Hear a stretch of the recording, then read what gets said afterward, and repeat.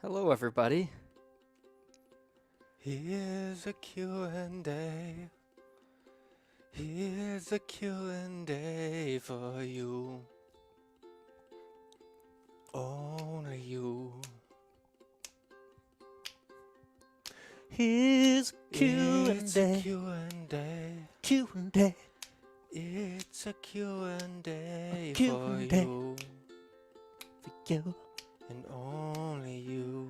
and only you. Thank Welcome. you. We've got 4 people joining our Q&A so far. The way this Q&A is going to work, we just need you to comment whatever you're watching on. Comment a question, and then we'll throw it up on the screen and we'll answer it.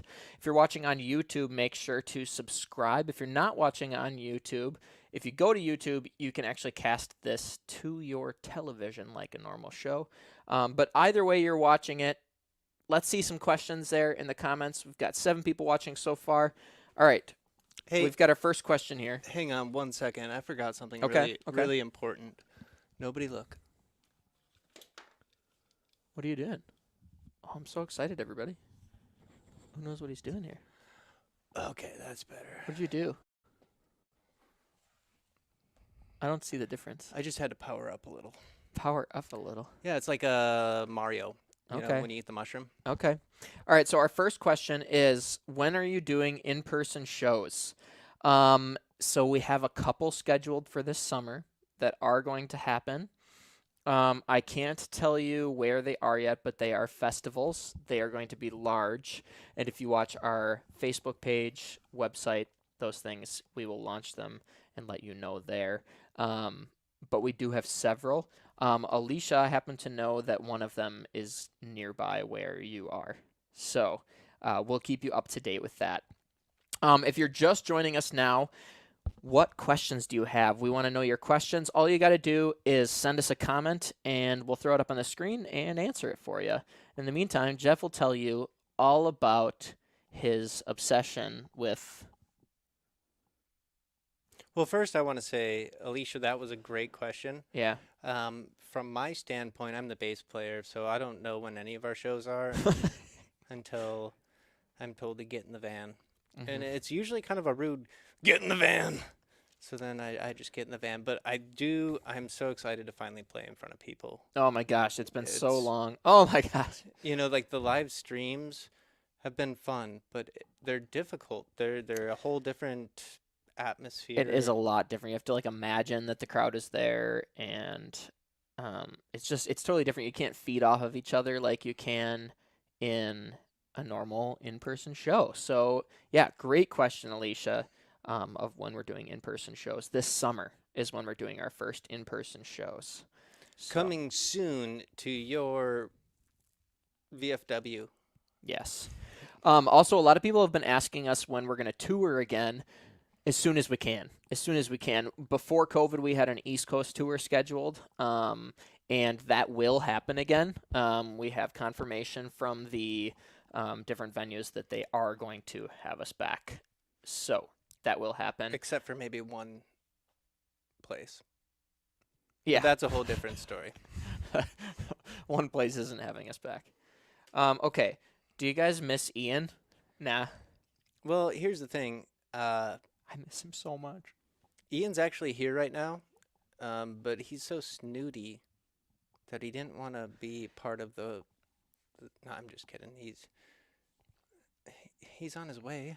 He is on his way, actually. He works till 6:30 today. It's 7:30 now. So he is going to be on his way shortly, and then we're going to do some creative thinking tonight, some brainstorming, things like that. So, yeah, we miss Ian a lot. We miss Ian a lot. Okay, next question. I miss the smell of Ian. If you've got a question, throw a comment. Whatever you're watching on, throw a comment. We'll see it, and we'll throw it up on the screen to answer. Okay, what age do you remember being first into music, and was there a specific thing that you were doing, plays, choir, etc.? Do you want to start with this? Oh, yeah, it's easy for me. I was 35. I'm just kidding. 12 years old. 12 on the dot. And this could be a long story or a short story. I'll try to sum it up. But a good friend of mine and I loved Blink-182. and that friend of mine had another friend who was going to see Blink-182 with his sister and his dad. They were going to go see Blink-182, Green Day. It was the Pop Disaster Tour 2002. So me and my buddy, we asked if we got tickets, could we go with you? And they said, of course. And we happened to get tickets at this giant amphitheater that were like we got our tickets on eBay. They already had their tickets that were exactly next to where they were sitting. That's insane. The And it wasn't like chances- general admission. No, no. Okay. The chances Wow. of that happening are just crazy. Insane. Yeah. But so I was well versed in Blink-182 already, but Green Day, even though they were bigger, like they were new to me because they got bigger. Well, you know. Well, they don't know probably. You can Well, go into it a little bit. Either way, Green Day came out on stage before Blink, and I was like, I know I'm gonna like this band, and they just tore the place apart. Like it was so Mhm. intense. And as a 12-year-old, the only band I'd ever seen before Green Day was Poison, and that's a whole different Was story. Poison your first band that you saw? Yeah. Okay. Yeah, and that kind of, when you see a bunch of 40-year-old ladies with their shirts off and you're like 10, you're confused as to what's going on. See, isn't that interesting? Because my first concert too, I mean, you could kind of tell. I didn't know what that was called at that point, but you could tell like the loose people that like the people that used to be really loose dressed the same, even though they were like 30 years older. Okay, yeah. Like you'd see the groupies from like Loose. if you're Poison, you'd see the groupies that were super into Poison when they were 16, except for now they were 48. Oh, I'll never forget Brett Michaels, let me see them boobies. And I was like, Ma? But I wasn't with my mom. It was my friend's mom. And my you friend were like, was my friend's mom. you brought us to this? Anywho, so Pop Disaster Tour 2002, we watched Green Day play. Then Blink-182 took the stage, and that night it was a 3-hour ride home in the car. We're in the back seat, and the three of us were looking at each other like that was the most amazing thing we'd ever seen. Jordan, you played drums in school. Graham, you play guitar because your dad plays guitar. Jeff, you have a bass because you thought it was an easy instrument to play. Let's start a band because that was the coolest thing we ever saw. And after that moment, it's never been the same, whether it's for good or for bad. Yeah. Yeah, for me, so the first thing that got me into music was my dad was playing guitar around the house. Did he email you? And if you don't understand that joke, that is a joke from our podcast, the What the Punk podcast that we are doing about our latest album. It's available on Spotify, Google. Just type in What the Punk podcast and you'll find it. We're talking about all of our latest singles and things like that. And apparently we've discovered in the podcast that the only way I talk to my dad is through email.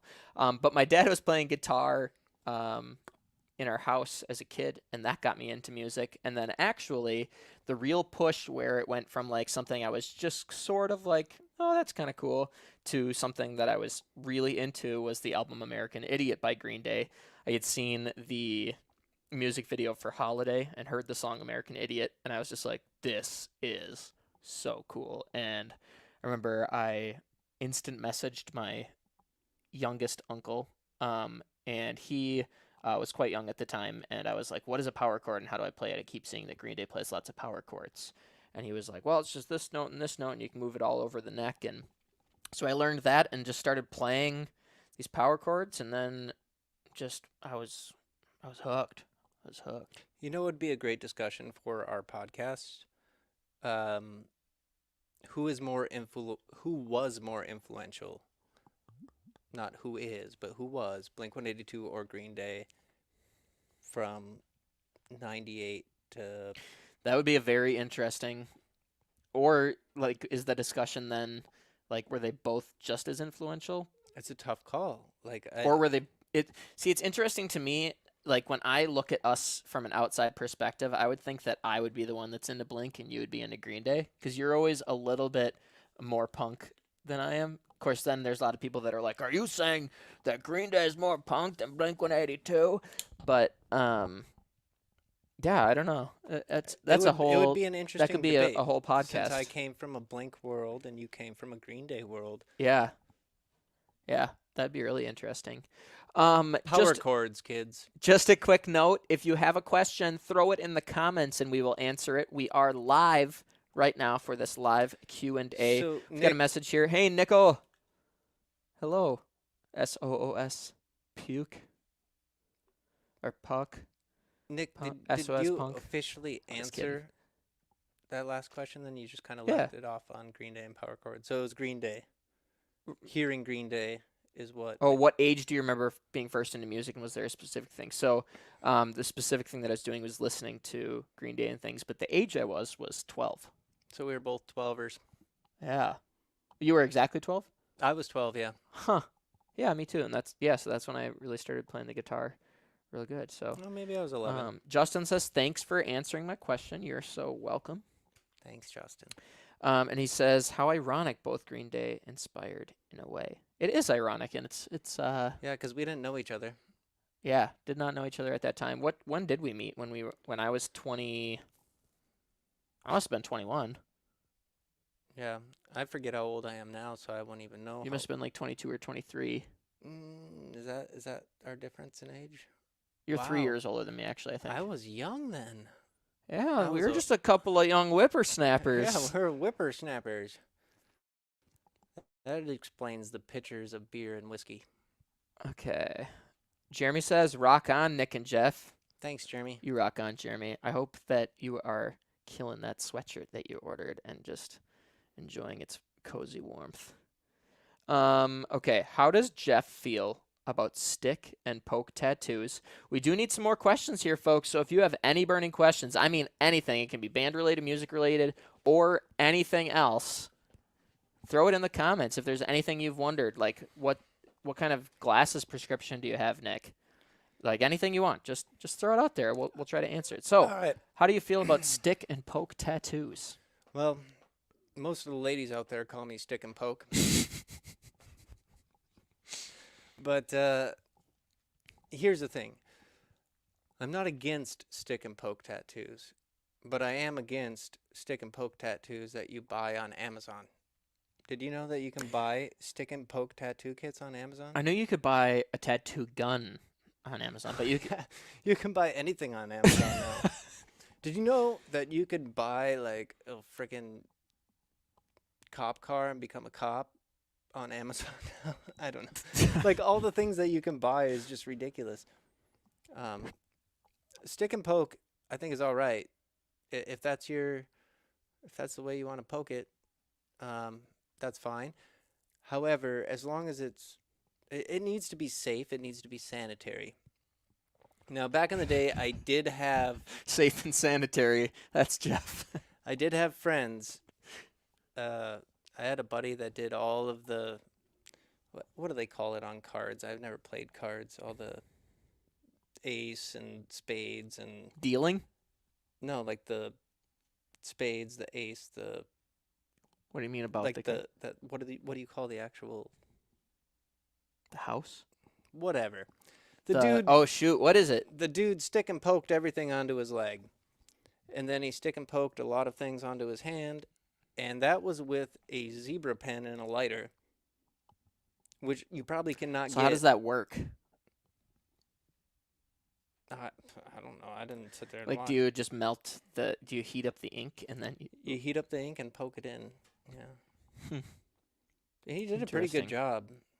But yeah, I don't know. That's a weird question, and fuck you for asking that. Do you know the person who? I have a feeling Okay. it's just too. It's too pokey. Okay. Okay. Let's see. They said suits. That's it. That's the answer I was looking for. The Well- suits of the cards. Oh! Yes. Yes. Okay, we got a rock on Nick and Jeff from Jeremy. Thank you. Also- rock on. I'm sorry about the fuck you. Just it came out. Okay, and then my friend Peter in quotations was wondering when you were going to come back to the 906. Hey, hey, hey. I like that one. I don't know. We don't know. But we do need Is that to play. some weird like gang you were in? Yeah, it's a gang straight out of Menominee, Michigan. Um, we were called the Drunk Punks. The Drunk Punks. No, it's not a real gang, but we do have to arrange a show up in the UP. There are people up there Yes, absolutely. that want to We see do. us, and my friend Peter there, he needs a beer to wipe that smile off his face. My friend Peter there, I can't wait to have a beer with you. I And we can't can tour either. again Thank you soon. for tuning in, bud. Yeah. I don't know you, but I would like to, and I can't wait till we can Well, here's tour something over there. weird. I stood up Yeah, in tell me both something of your weird. weddings. Oh, you stood up in this guy's wedding? Yeah. So is Matt right? Is that my friend Peter? Well, that's an Alkaline Trio reference. Okay.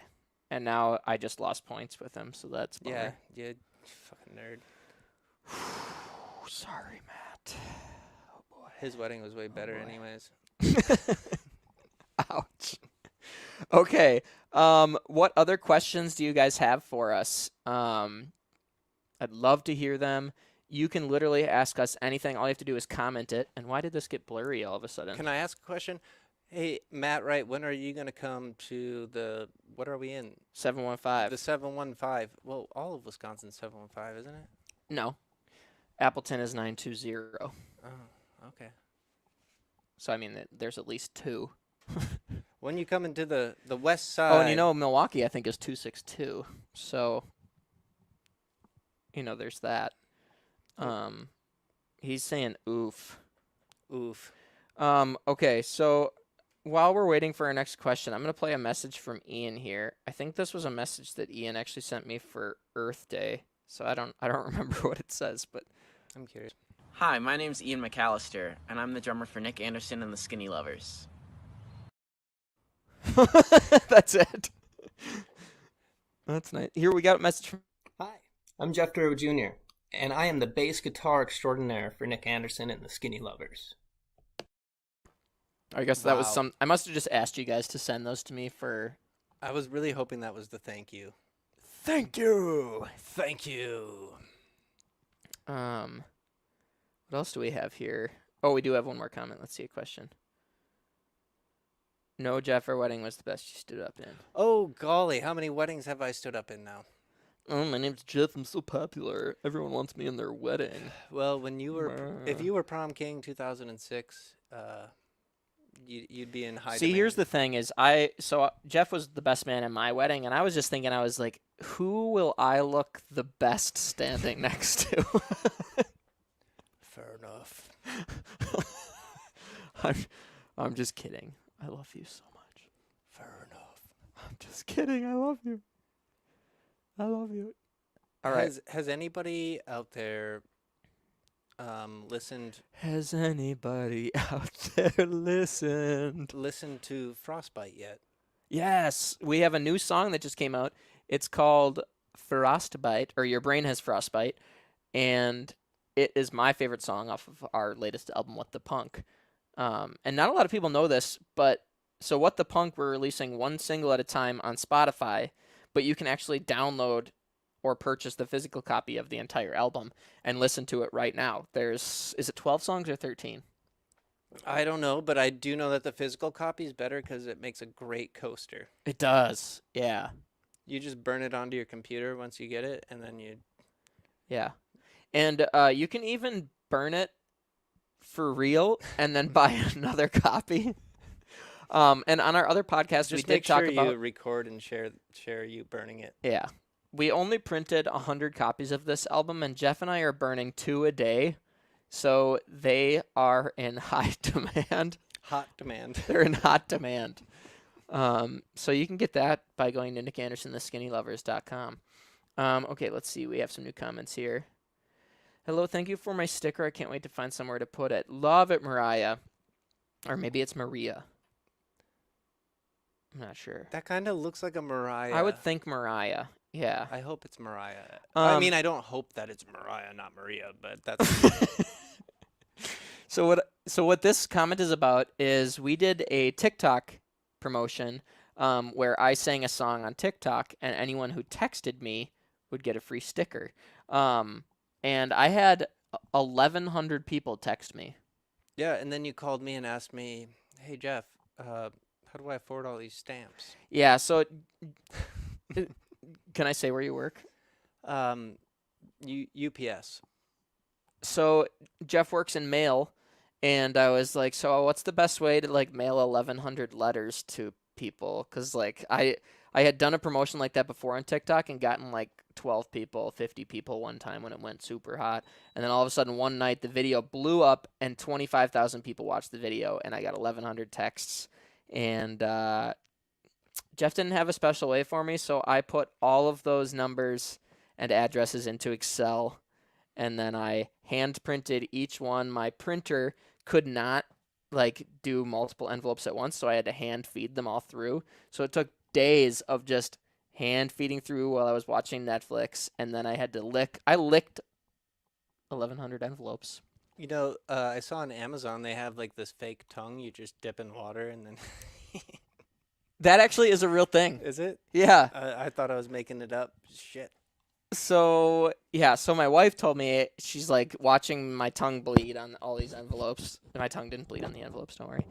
But she's like, they make something on Amazon that like just does that for you. And I was like, why do I gotta buy something from Amazon when I got a perfectly good tongue right here? So Mariah says, nope, you said it right the first time. I think I said Mariah first time. Yep. Okay. Well, hello, Mariah. And also she said, "Oh my God, yeah, I fucking love I it." put that up before. I like this comment. Okay, that's about frostbite, right? I'm thinking. Oh, or maybe it's the envelope thing. I mean, there's so many things to love about us, so I'm just kidding. I'm kidding. Okay. Not only that the rental companies don't believe this man's body can exist. I don't understand. Does that relate to something we were talking about? It must. So I was in Matt's wedding, and you said that you made me. Yeah. Yeah. Okay. So yeah, the like when they're fitting you for suits and stuff. You mean? Yes. There's more though. I'm missing something because you Well, got that's one thing of it. The other way I thought of it is that the rental companies, yeah, they don't believe I exist because I'm too small. Okay. Nobody. I send my measurements to everybody, and they're like, "Huh? Really? That's not You have real. a friend? You have a friend, and that's what they're gonna wear?" And then I walk into the door, and they're like, "Holy shit! That's what it is." Which is actually, it's a funny thing. You have a tattoo of a crock pot because your grandma thought you were too skinny. Yeah. Here, let's zoom in on it. I don't know if I can. How do I make it work? Oh. That's my beer. Oh, there it is. There it is. Yeah, that was for The my crock grandma. pot. She always said that she was going to bring me her crock pot and teach me how to cook because I was too skinny. I was always worried I wasn't eating enough potatoes. All right, what questions do you guys have for us? Shoot some questions into the comments about the band, about us. What do you want to know? I'm Gen Z. I have no idea what burning CDs means. Laughing my ass off. So what we used to do is we'd used to get We'd these CDs, take light a a lighter. fire. Take a lighter, and we would just. Yeah. If you spun the CD over the lighter, it would play the song, and you could hear it, almost like a record. Mm-hmm. Mm-hmm. No, that's not true. That's not true. I'm kind of nervous on this live stream. I'm not sure why. Are you a little bit nervous? I'm only nervous I'm gonna run out of beer. I feel a little like not sure. The stick and poke got me nervous. This. Let's see here. Do they? We should have wish I could have gotten the Hat and Glasses sticker, but I'm happy to support you guys. You're definitely my new favorite band. Did we send you the holographic circle one? I'd be happy to send you the Hat and Glasses one as well. Can I? Let's see if I can. I will take down your name, Mariah, and let me know what sticker you got, and I'll send you the other ones. Cause thank you for joining us on our live stream here. I'll send you the other one. I'm gonna light every CD I own on fire now. Hell yeah! I like Melissa. Mariah, yes, I got the holographic one, and I am in love with it. I'm so glad to hear that. So many people loved the sticker, and I think more people like the sticker than the band. probably, probably. And it's not too late to text us. So if you're watching this and you did not get a free sticker, I'm gonna put my number up on the screen right now, and you can text me. If you text me, I will send you a free sticker. Just text 715-200-8388. 715-200-8388. Just 715-200-8388.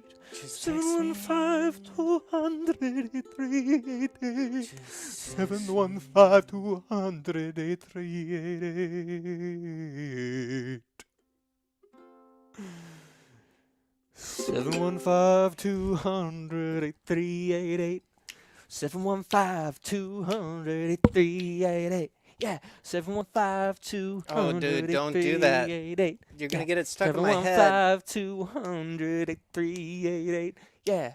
Okay, so not many people have questions right now, It which is reminds just me fine. of Scruff McGruff from Chicago, Illinois, 60652. Let's take a bite out of crime. I'm so glad I'd even texted. Honestly, I found new music and made a new friend. Oh, that's so sweet. That's awesome. That is super cool. That's what it's all about. That's what it's all about. I'm glad you texted too.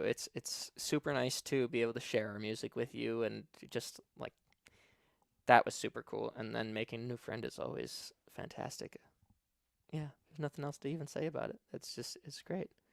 Does it work for vinyl too? I believe the lighter comment. Wait, now. to put- She said that, I'm assuming Melissa is a she, that she was Gen Z, so she didn't know what burning is, but she knows what vinyl is? Is vinyl Oh, I didn't even back? think of that. Yes, vinyl is coming back. I think it outsold CDs for the first time last year in a long time. So she So probably knows vinyl- more about vinyl than CD, which The- is interesting. The way to play vinyl, when you get in your car, if your car has one of those little thin things above the radio that looks like you can insert something into it, you just smash the vinyl. You punch it inside of No, he's just The disc- being foolish. You the actually disc fold. player. You fold the vinyl. My bad. You let it sit in the sun and melt, and then you fold it and you It's like- stick it in your disc player. Wait, okay, Melissa, do you know what shrinky dinks are? Jeff. That was a bad joke about myself. Do you know what shrinky dinks are? Me. Remember those? That's what The- the ladies like- call me. The big wax things that you would like color on, and then you'd put them in a toaster oven, and then it would shrink down into this like hard, tiny little plastic thing. No. All right, whatever. Watch 1,100 more people text you. I hope so. Sort of. Place your donations here. Yeah. So the truth, if you're watching this, the truth about the whole sticker thing is, I had If to. you don't love her sticker. I had to go into a little bit of credit card debt to make that happen. Anyways, no worries. Nick, Bouncing Souls or Rancid? Ooh. I don't know. I mean, it's a Probably Bouncing Souls. Yeah, fair enough. yeah. You know, so the Bouncing Souls cover the Misfits, the song Hybrid Moments. And that song is just constantly stuck in my head. Not the Misfits version, but the Bouncing Souls version. And I recommend to anybody out there, look it up. Bouncing Souls, Hybrid Moments. So the first time I heard it was at a Warped Tour. Bouncing Souls were playing, Okay. and they played that song. And the Misfits version is, the Misfits. It's up front, like fast and aggressive and in your face. But the Bouncing Souls played it really slow, soft, and melodic. And as soon as they hit the chorus, it started to lightly sprinkle outside. Do you know that you say chorus weird? You say course like it's a golf course. Yeah, well, people say I say theater weird too. Well, that I always let you slide by on that one because I was like, oh, well, he works at a theater and he wants it to sound cool. And Now, I fancy. attribute me saying theater weird because the people I worked for were from the South. I think that's how they say it down there. Anywho, you ruined the story, man. Bouncing Souls, Hybrid Moments. They're playing it live. They hit the course, and it just starts raining, like this nice, beautiful drizzle on you. And it was like the music was serenading you, and you're just getting a hot summer day, this light water falling. It was phenomenal. That's sick.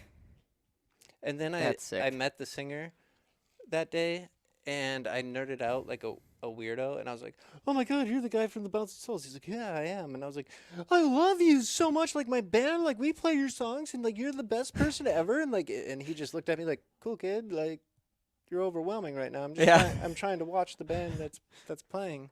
For sure. Felt like a dummy. Has anyone out there ever met an idol and just like totally botched the moment? I wanna hear it. Like you totally botched it and you were way I too can give excited another and- moment while we wait. Yeah. Well, we do have one question in here as well. Well, before we get to that, Okay. Dave Haas. Send your questions in the comments. If you don't know who Dave Haas is, check him out. Phenomenal singer-songwriter, but he was also the front man of the band. I can confirm that's how we say theater in Texas. Yes. Hell yeah. So he's the front man of the, I almost said the Lawrence Arms, the Loved Ones. And he was playing a solo show at a brewery in Green Bay. And I got annihilated at this brewery. And I watched, and I just loved the show so much. So after the show, I walked up to him, and just me being drunk at me, it's like, "Dude, Dave, I love you so much. You're so amazing." And he's like, "Oh, okay, thanks." And who knows what kind of day he was having. Yeah. You know, it could That's the have been. thing is you never know where people are in their day or what they're But feeling like. Here's the moment I regret the most. I said, "Why didn't you play this song?" And I Ah. named the song. And he looked at me and he's like, "Well, it wasn't in the set." And I was like, "What if I gave you $20 right now Oh gosh. to play the song?" You were that guy. Yeah, I can't believe I even said that. And he was not nice after that. And I remember getting in the car, like, like he was so Yeah. mean to me. I can't believe it. And then the next day I thought about it and I was like, no, I was the idiot. Like, he was just doing him. And then here I am, Yeah. like, here's $20 to play a song. And that's not what he was there for. So I regret that moment. Yeah, that's fair. You don't know though if you're not a musician, I feel like. Yeah, but I am a musician and I did That's it. true. But you weren't like as much of a musician then maybe. I don't know. I'm trying to help you out. Yeah, no, it was just a really badly calculated move because I was under the intoxication of alcohol, Mm. and I really wanted to hear, I'm wondering, "Come on, kid, come on." you know, you don't really notice how your face reacts to alcohol until you're doing a live stream and drinking a beer. I feel like my cheeks are kind of rosy. Look at those cute little cheekies. Okay, our next question here. Sorry, Dave Haas. So what made you guys want to form a band and who writes the music? Ian. These guys didn't want to form a band. I made them join and I write all the music. What made you want to form a band? Mariah, do you mean well, we'll just take the question, I guess. So Well, no, it's a good counter. Do you mean what made us form a band to begin with, like Or when we this- first started, or this band. Because forming this band was kind of difficult. It was. It involved a lot of hurt feelings. It did involve a lot of hurt feelings. So, Mariah, we're going to put this question on hold until you answer, do you mean this band or just a band in general? And I see you have a follow-up question, which is fantastic. Hey, I used to be in Thank you guys for asking I questions. used to be in a band called The Follow Up. You did. Okay, let's see here. This person got their stickers from us. Hi, Gabriella. I'm so glad that you got the stickers from us. Hopefully that you've checked out some of our music and are enjoying it. If not, I hope that you enjoy the sticker. Okay. And Gabriella, if you have any questions, throw it in the comments. And we're happy to answer any We have questions, musical or the not. thinking man right We have here. our thinking man here because it represents Thinking. men. Okay. I met Corey Taylor from Slipknot and fainted in front of him. That's pretty good. This Melissa, she's on par with Yeah. everything. She gets it. She gets it. Thank you for sharing that story. Thank you for sending it. You're welcome, Gabriella. She did not offer him $20. She did not. She didn't wake up and offer him $20 for a song. Is the moral of the story here? So she did a better job. than I did. Okay, thank you for sending it. You are so welcome. Jarek Hansen asks, "Are you playing a show in Eau Claire this year?" No, we're never playing in Eau Claire again because it's too hipster. We're gonna play in Eau Claire the absolute moment that we can. We had a show scheduled that got canceled, and we will reschedule it, and we will have it as soon as possible. However, I can tell you that we have a show booked in Arcadia for the summer, and that's all I can say. So you'll see us around the area at least this summer, but we will definitely be in Eau Claire if we can do it this year safely. We absolutely Isn't there will. a rumor that we're playing a show at the Family Video on London Road in Eau Claire? Yeah, there's a rumor. Okay, Rob Zombie or Papa Roach? This is a question I absolutely need answered by both of you. Ooh. For me, it's Papa Roach because it just brings back so many memories of high school. Yeah, it just cuts my life into pieces. Yeah, So that's a very good question. it is. Now, Mm. growing up here, I remember I went to Pennsylvania with my family. I was pretty young, and my cousin knew all of the heavy metal stuff. Like he went to all the heavy metal shows. He was much older than me, and they took me to a big city outside of the small town they lived in, Ooh. and we went to a mall, and they had a music store in there. And at that point, Papa Roach's Infest album had just come out. Which That's dangerous to name an album Infest. not if you're a metal band. That sounds too close to incest. No. No? That Because was- it had cockroaches. See, all- that's the all over beauty the of cover. live. I would have probably edited that part out, but This is a serious, hard story. I'm sorry. man. Okay. So here I going. am, and I'm looking at my cousin, and I'm like, so do I get Papa Roach's Infest, or do I get Ja Rule? And I can't remember the name of that album. Probably because I went with Papa Roach, because my cousin was like, yeah, go with Papa Roach. And that, who knows? Maybe I wouldn't play music if I would have went with Ja Rule. Maybe I would be the Muskrat right now. That's true. Um, Now you have to explain what the Muskrat is. the Muskrat is my hip hop career, which is thriving. But on the I was gonna say career. on the opposite hand, so Infest, that album was incredible. After that album, I stopped listening to Papa Roach. At the same time, Rewind, a buddy of mine in high school was like, hey, for Christmas, let's get each other presents. And I was like, cool. And then he's like, let's get each other CDs. And I think Sure. the reason he wanted to do that was because his parents wouldn't let him get cool CDs.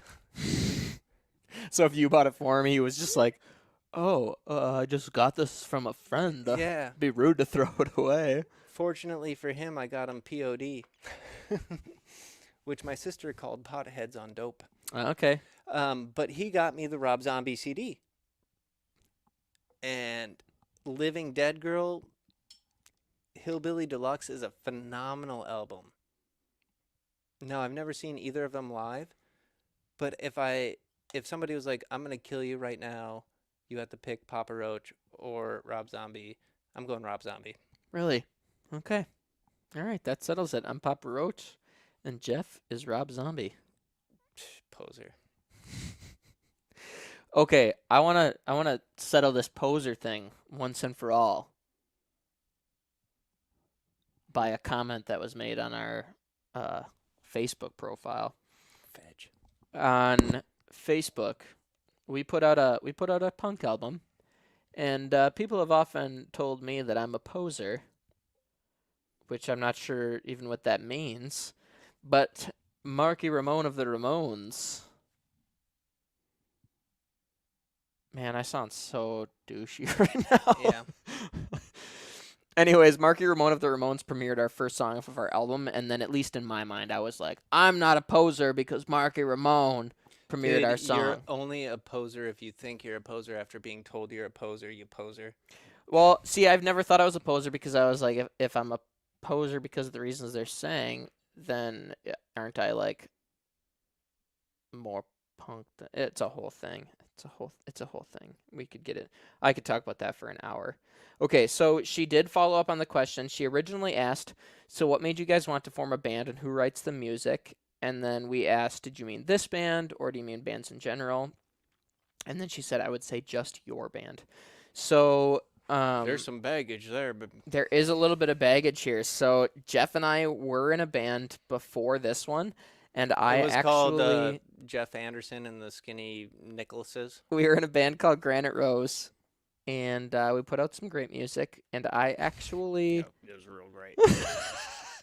I actually kicked Jeff out of that band with the other bandmates. I might add, it wasn't just me, but Well, we need to rewind even further. yes. Ian was kicked out of the band once as well. Yes, so our drummer, who isn't here right now, I'll introduce you to him quick. Hi, my name's Ian McAllister, and I'm the drummer for Nick Anderson and the Skinny Lovers. I kicked that guy out of the band too. So I had kicked him out of the band, and I had also kicked Jeff out of the band, and now you're really thinking, like, man, this guy's... I feel really bad about that. It was, what was I, early 20s, and just cared so much about liking it, and yeah, you said you were going to go back even further. Well, that's what I meant was with Ian. Oh, okay. So we had this band, and our original drummer quit really quickly. He wasn't showing up for gigs and stuff on like day of. If you've ever been in a band, there's always a guy in the band that's like, "Oh, no, the gigs today." Wait, but- are you talking about Granite Rose right now? Yeah. Okay, we're talking about Granite Rose. Yes. So he's like, "Oh, I can't make it to the gig, even though it's day of." And so then he left the band. We got a new drummer, and then after that drummer, we found Ian, and Ian was just a solid drummer there all the time. Never missed a gig. And then the bass player quit. We had went on tour with a band called Saving Abel. They have the song that's like, "I'm so addicted to all the things you do." And some people might pick them over Papa Roach, but And I would, just because I know them. But after that tour, our bass player quit, and so we were looking for a new bass player. And then I met this guy, and through then our lovely friend named Galen. through our lovely friend named Galen, who was guitar player in Granite Rose. And then after Jeff joined the band, that's Jeff, our original drummer wanted to come back. And I was like, oh man, it'd be so cool to have that original drummer in the band. So even though Ian had been in the band for 2 years, never missed a show, I made a poor decision with the rest of my band to Yeah, don't take the hit all yourself. yeah, I mean, we all sat down and talked about it and decided. So I can't say it was all me, because it wasn't. But then we kicked Ian out of the band. And then, do you want to tell your kick out story? Oh, I got drunk. Yeah. We had a really bad show. But it was after, so we were on tour. What? A tour. It was the last day of our tour. It was a very important show for us because we had some press coming. We made it a little bit too important in our heads because But here's the other thing we have to remember is we were the opening band for the tour, and then that final night we were the headlining band.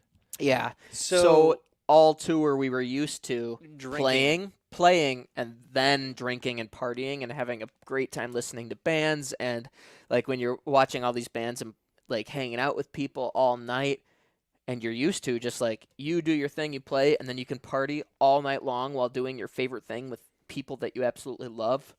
It's awesome. And then on the good last time. night we had to switch it, and basically So what we should have done was stayed dry until we were about to go on. So that last night, all of a sudden we're headlining, but in my brain, after opening every night, I walk up to the bar and I said, "Can I get some spotted cow?" And the bartender said, "Would you like a glass?" And I said, "No, a pitcher." And then he handed me a pitcher and a glass, and I said, "I don't need the glass at all. I just want the pitcher." And so that was one pitcher. We have a few comments about this right now. Ivy Media just joined. Hey, Ivy Media. Ivy actually did a music video for us, with us. So check out our YouTube channel. You can see some of their I like what they fantastic work. said. Got drunk as he drinks a beer. And then final day on tour, everyone should be drunk. Ivy Media is the Thank you, Ivy. best media company that there is. They have photography, they have video, and fantastic people working I wish they for would have them. been there that night. They would have got such great pictures Yeah. of you falling over the drum set, me stuck between a wall and my amp, and Here's the thing about Ivy. They have a Super Bowl commercial that aired, but they also work with people like us. hey. So that's pretty cool. It's also one of my favorite nights, though. Even though Yeah. I did get kicked out, I got so annihilated that once we walked out on stage, I was like, "Yeah, I got this," and I plugged my bass guitar in, and then I blacked out. I just straight up blacked out after plugging the guitar in. Next thing I know, my guitar is off of me, and I'm like, "Hey guys, what's going on?" And nobody's happy with me, and I just don't understand why. Well, it turns out, I might have played my guitar with the volume off for an entire song or three, Yeah. and I might have said a few bad things on the microphone, and the sound guy may have turned my microphone off at one point, but I thought we rocked it. Yeah. So that all happened, and then eventually, we're making this question way too long. Yeah, we are. So there was a bunch So of he stuff kicks me out. So I kicked him out. We started just the band as a three-piece. Then I switched to bass guitar. So it was me, Galen, and then the original drummer. We played for a little bit. We put out an album that was doing really well and was mastered by I just want to someone say super. for the record, I helped contribute to those songs so much that you guys recorded. Yeah. Damn it. Yeah. And you stole my bass lines. No, I didn't. I'm kidding. I'm totally kidding. I probably couldn't have played your bass lines. You're a much better bass player than I am. So anyways, we put that album out. We had it mastered by someone super cool in New York City. I actually had a meeting scheduled with that person in New York City. Flew out to New York City. The meeting got canceled, and then that band fizzled out. And when I say fizzled out, I mean the other guys quit. Nick didn't kick him out. I didn't. So then I took a little bit, and I was like, what kind of band do I want to be in next? And I talked to some musician friends of mine. I talked to my mentor, and who's been in the music industry for a very long time. And he said, I think you should do some sort of project where your name is the band. He's like, and not because of he's like it seems like you're a lifer. It seems like you're someone who's gonna do music no matter what. So put your name in the band. And also he's like, if you look at all the artists that are coming out these days, it's all of their names. So he's like, it'll just help you. Like, it's just a smart move to put a name out there, because even if you think about social media profiles, it's like, oh, I'm looking at this But person. It or- also makes you less dependent on people that are going to bail out. Right. So at that time, my experience with people in bands is that they either didn't last long or I kicked them out. Which I know that sounds terrible, but I had several bands before Granite Rose as well, and I had never kicked anyone out of a band before then, and people just leave bands and people aren't reliable. And Jeff has experienced this as well, where people just don't show up. People either quit or honestly just don't show up the day of, or just aren't committed to what they're doing. So it made sense to put my name in the front of the band. And then I wanted to play with people, so I ran into Jeff. It's a fully loaded question. This could go on for Yeah. at Target. So if you want to hear like Let's speed it up. if they want to hear the real details on us meeting at Target and figuring stuff out, that is on our podcast. Episode. I think it's the first episode. Yeah, I think so. So We probably talk about it on every episode, to be honest. yeah, the long story. It's on our podcast. It's called the What the Punk podcast. We go through our newest album, What the Punk, song by song. But the very first episode, we talk about the album as a whole and some of the band things as well. So listen to that. It's on Spotify, Google, Anchor, all of the podcasting apps. You can find it on there at the What the Punk podcast. So, but anyways, so we started this new band. I got in contact with Jeff, got in contact with Ian again, and we all ended up jamming together. And it was under the assumption it was going to be Nick Anderson and whatever. And Ian and I were going to be there to just support him. But it wasn't like we're going to be there forever. We didn't know. Right. You know, we had our stipulations. I said I didn't want to do this or that. And Ian, Right. whatever. But So they came in with stipulations, and I came in with a stipulation as well, where I was like, you know, because they didn't know where they were going with their lives, and I knew that I wanted to do music, but wasn't sure like what was happening with this new band. So originally, when they came in, it was like, just as Jeff said, like, you guys are like supporting this art, and like, but really we're all playing together. And when Jeff says that, it's so incredible to me listening back to the story, because here are two guys that I had kicked out of my band, and I shouldn't say my band. What I mean is, like, I was remaining in that previous band. Here are two guys that I had kicked out of a band I was in, and they came back, and we rekindled that friendship, and we started something new together and grew super strong. And then through these years, we realized that those boundaries didn't matter and we're a frickin' band. yeah. So to answer your question, what made you guys want to form a band? It is the funnest but stressful drama thing that there is. Obviously, everyone, like, you don't try to create that drama, but there's always certain types of drama that come with being in a band. That's not what wanted to make us form a band. That's just inevitable. But what made us want to form that band is we just loved playing music together, hanging out, and you have these deep conversations with people when you're in a band. I think the important part is what made us want to form this band. Like, Ian and I had our stipulations, or whatever you want to call them, at first. But once we started playing together, it all came down to we all love one another, and more than just playing music. It's hanging out, it's being friends, and our brains are on like the same frequency of crudeness and Yeah. and all that kind of thing. So all of a sudden, it's not band practice. It's you want to hang out. Yeah, and You play know? some music. And actually, this was just brought to mind too. I don't know if I've ever told you this, but between Granite Rose and Nick Anderson, the Skinny Lovers, I had played some solo shows, and I remember talking to my dad and saying, like, I don't want to be a musician if this is what it is.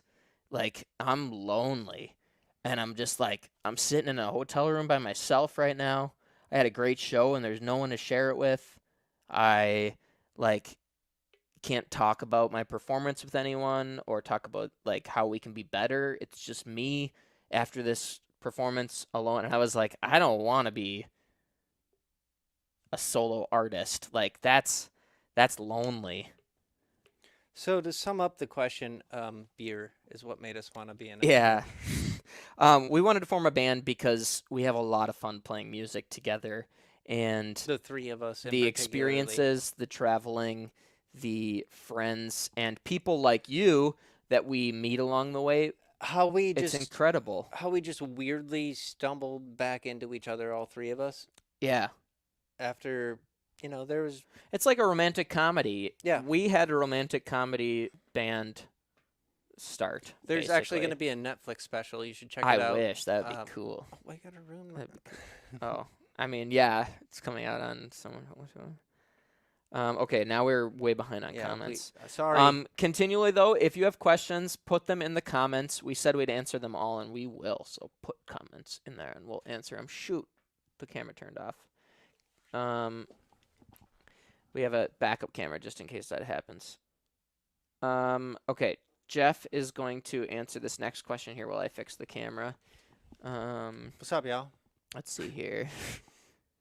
Got my stickers from you guys. Sick. Matt Cortiller. Oh, we put that up there already. Let's see. When we met Ryan's Hope at the Rave when we saw Goldfinger, do you know what he's talking about? Yes. Yes, I totally know that. Because also the band, The Start, performed that night. And so Matt, he put up with me, Graham, and Jordan and Scott, my band at the time. And he hauled our equipment while we watched him. But in reality, so we played the show, and the reason I remember this very well now in hindsight is because John Feldman from Goldfinger produced so many amazing albums recently. And it just dawned on me, and Matt, you were probably with me when this happened. I had our CD, we just recorded Punk Rock Princess, and we met Amy Echo from The Start. She was upstairs, and I handed her our CD, and she said, "Do you want me to have this, or should I give it to John?" And by John, she meant John Feldman, the guy that frickin' produced Blink-182 now, and I think the Jonas Brothers now he's produced, and all John Feldman? yeah, like all sorts of Wow. crazy stuff. But at that time, he hadn't done that, and I was like, "No, Amy, this CD's for you. Don't give it to John Feldman, the greatest producer ever." And yeah, that dawned on me recently, Matt. I Huh. miss you. I honestly didn't hear the story super well because I was trying to fix stuff, so that was why I went, huh, Oh, well, I was Huh. able to. huh. The singer from The Start, I gave her our CD, and she said, "Do you want me to give it to John from Goldfinger?" Oh, yeah, that story. Yeah. Yep. And I said, "No, I want you to And have it." then, yeah, And then lo and behold, that's the thing. You never know. You just never know what decisions to make, and sometimes it all fits together, But, and sometimes it you know doesn't, what? and you still don't know if that decision did fit together somehow. It's when like the story's still when being she written. said, "Do you want me to give this to John?" I felt like that to her meant like You don't really want this to go to me. And I would have Yeah. felt the same way. I would have been like, I was I've insecure been like, well, about no, I want it to go to you. That's what, it. As long as you sign my CD of yours, And I in bought. my mind too, it'd be like, well, if she likes it and she knows John Feldman, she'll show it to him, and then I've got Yeah. two people on my side. I would have done the same Needless thing. to say, if you've never listened to The Start, look them up. Great band. I don't know if they're still together or not, but damn, that first that album I have is so phenomenal. Which brings me to my next point. If you are looking to get a free sticker, you can text me at 715-200-8388 with the word free sticker. I guess that's words. Just text free sticker to 715-200-8388 and I will Or- send you a free sticker. Free Ian. He's in jail. We've locked him. Can you get the Uh, ukulele again so we can sing the free sticker song? Here we go. Ah. Oh. Okay, go.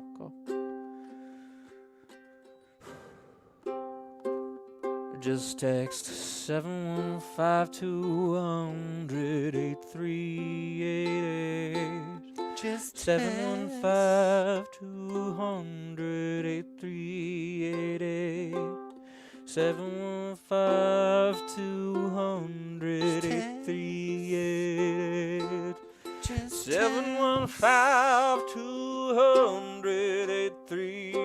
715-200-8388.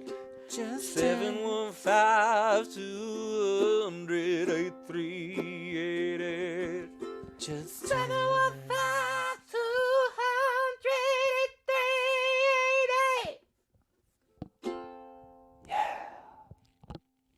715-200-8388. Just text that number and we'll give you a free sticker. And then just a quick message from Ian. Ian. Do it again. Do it again. I'm trying. Hi, my name's Ian McAllister, and I'm the drummer for Nick Anderson and the Skinny Lovers. That was just a quick message from. Hi, my name's Ian McAllister, and I'm the drummer for Nick Anderson and the Skinny Lovers. I accidentally clicked it again. My bad. Okay. Classic. How many Prom Kings 06 are in the band? 1. Done. Next question. Will there ever be an Old Vern reunion? Old Vern is Oh. Jeff's old Vern band. Yeah. Old band. It's a great Well, band. There was an Old Vern reunion. I actually have the Old Vern CD in my car, and I listen to it quite often, actually. Yeah, and then he rips off songs, and he's like, "Hey, check out this song I wrote," and I'm like, "Yeah, it sounds like a song I've already heard."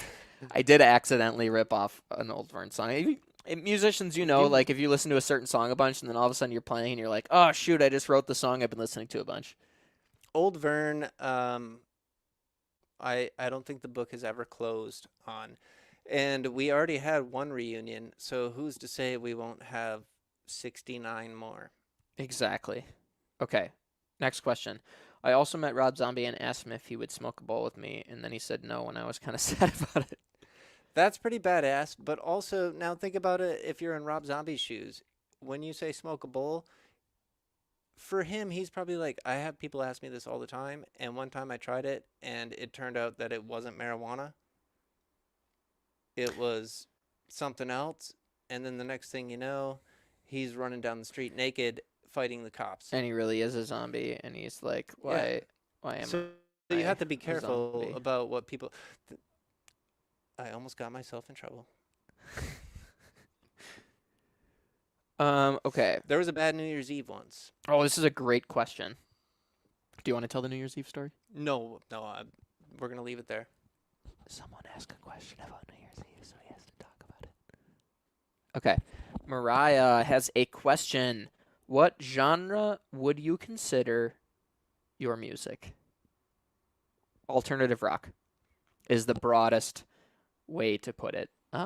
We actually got... So the interesting part about our band is that we fit with a lot of different bands. If you listen to us, you wouldn't think immediately, yeah, they are country. But we have played with country bands. The biggest person we've opened for is a country superstar. His name is Jordan Davis. He has the song Singles You Up. We opened for him, and it wasn't weird. It was right on the edge, but it wasn't weird. So it's alternative rock, but it's got a lot of classic rock influences. It's got some country influences. Jeff's super into Garth Brooks. I'd be curious to hear what people like Mariah think our genre is. Yeah, Mariah, What they think it is. what do you Because think it is? we've 'Cause- always had a hard time putting a label on it. And that's one of the... When people ask me, well, what kind of music does your band play? I say rock and roll. yeah, Because I don't know what else and to say. some of the feedback we got actually when we opened for Jordan Davis, we talked to their bass player for a long time, and he said one of the worst mistakes you can make, especially when talking to people in the music industry, is not knowing what genre you are. He's like, every band thinks that they are into genre because they've created something new. Everybody thinks that. So he's like, pick one. He's like, it's better to just pick one and say you're that than to say, well, I don't know because we're really just all of these things because Well, we're our- so awesome Our and drummer new and plays jazz. no and one's ever Nick's heard into any classic. kind of music like this before. And so It's gonna be the greatest music you've ever heard. alternative rock is, I would say, honestly where we fit. But what stinks about alternative rock is it's just a stinky name. I just feel like alternative rock is just like this giant. It's too big. It's this yeah. giant cloud of. So you sound like Alien Ant Farm? Yeah, it's too big. Yeah, rock and roll, because we're in between alt rock, punk rock, indie rock, and pop. But I've also heard people say folk That's true, and folk. and techno. So the easier question is, what genre don't you consider your music? We are not rap or hip hop, Actually, we do have a song with hip hop. but in we it, did feature a rapper, a rappist. and he is amazing. Miles Boulevard, check him out. I wish I wouldn't have said rapist. That's a joke from a comedian where he was like, "Thank goodness that rappers aren't called rapists. Anyways, that's not funny. Miles Boulevard, check him out. Miles Boulevard. He was featured on a song called "Pay Attention." Okay. Final day on tour. Everyone should be drunk. We've been spending so long talking about things that comment is from a while ago. Yeah. Nah, we would have been drunk too, Kyle. Amen. Okay. Have you ever considered LASIK, or are the glasses too much of your look? Well, first of all, Matt, it's TOO on to. Oh, I'm just kidding.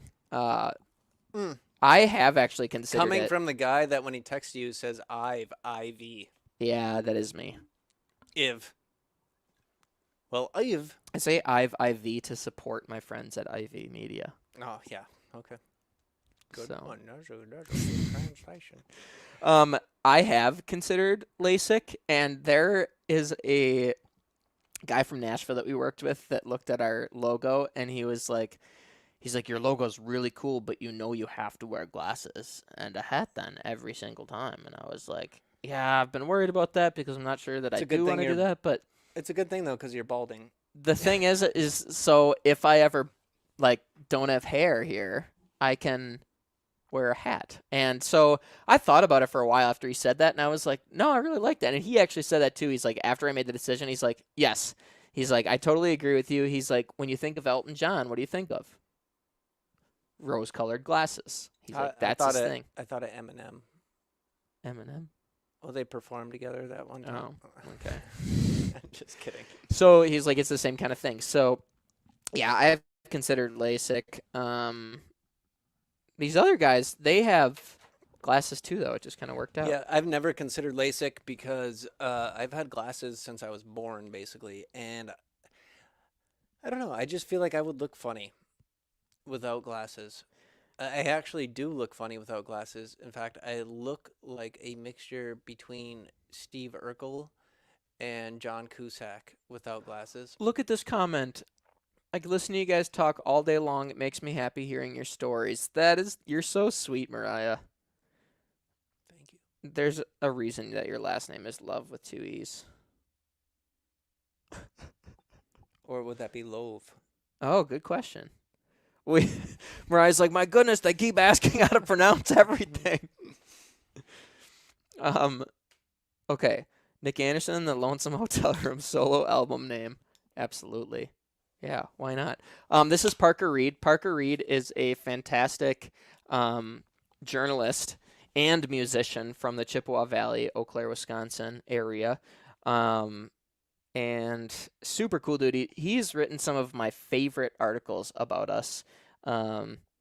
He's written some and- of my most hated articles about. A lot of times he'll send me a first draft and it'll be like, you guys suck. And then I'll be like, okay, how much do I have to PayPal you to have you throw away your artistic integrity? And then he's like, I don't do that. And then I'm like, but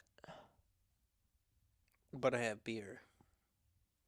no, that doesn't happen. He's a legit dude. He has a super cool YouTube channel too. And he actually tore us a new one on our new album, which I thought was super cool. There's a few people who thought it was strange of me to share that on all of our socials because he didn't like parts of our album and stuff. And I was like, of course I'm going to share that. It's sick when people give their legitimate opinion about things, especially in early stages of the music business and friends, family. They always tell you like, oh yeah, everything you do is fantastic. It's great. It's wonderful, which is very nice. Thank you for saying that. But I like to hear the real, like, what did you like? What didn't you like? It helps the artist. So Parker, Ivy Media, they're another one who just tells it as it is. Like, they're going to tell me if we did a good job or not. I love that. I love also that. There's a dude named Jamie Kameen who tells it like it is sometimes. and Yes. whew, he's rough. Yeah. I like that. It does hurt. It's not like I listen to someone hate it and I'm like, yeah. He's like, It hurts, but it helps. It helps you get better. He messaged me one day and he's like, I hate it, but I bought 2. Yeah. Yeah. And we've had a lot of stuff like that. Like, Well, thank you, man. yeah. That was cool. Okay. If you could be a rapper, what would your name be and what would your face tattoo be? Do you want to start, Jeff? Well, I already am a rapper. And How like, dare you? For real. And my rap name is Da Muskrat. Mm. Yeah, it would be right on my forehead. It would just say Muskrat. And the reason is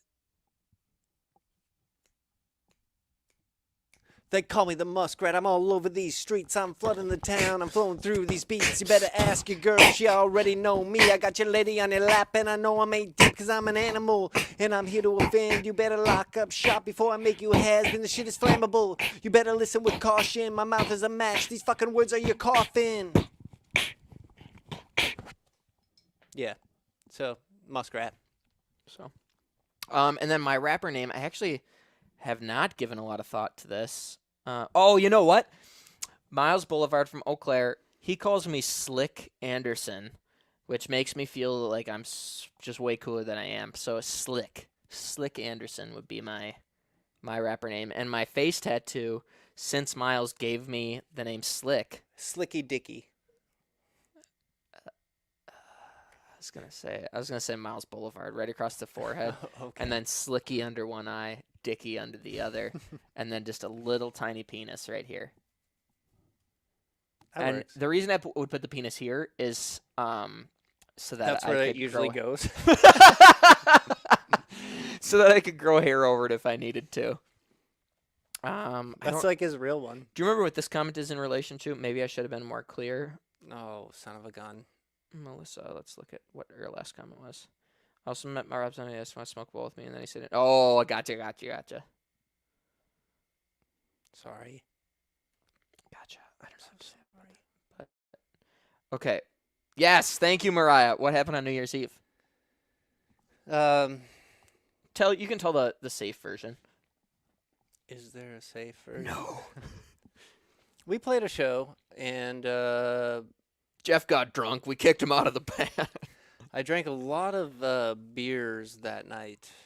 That was quite a few. I will say, correction. You drank a lot, but you drank mostly after the show.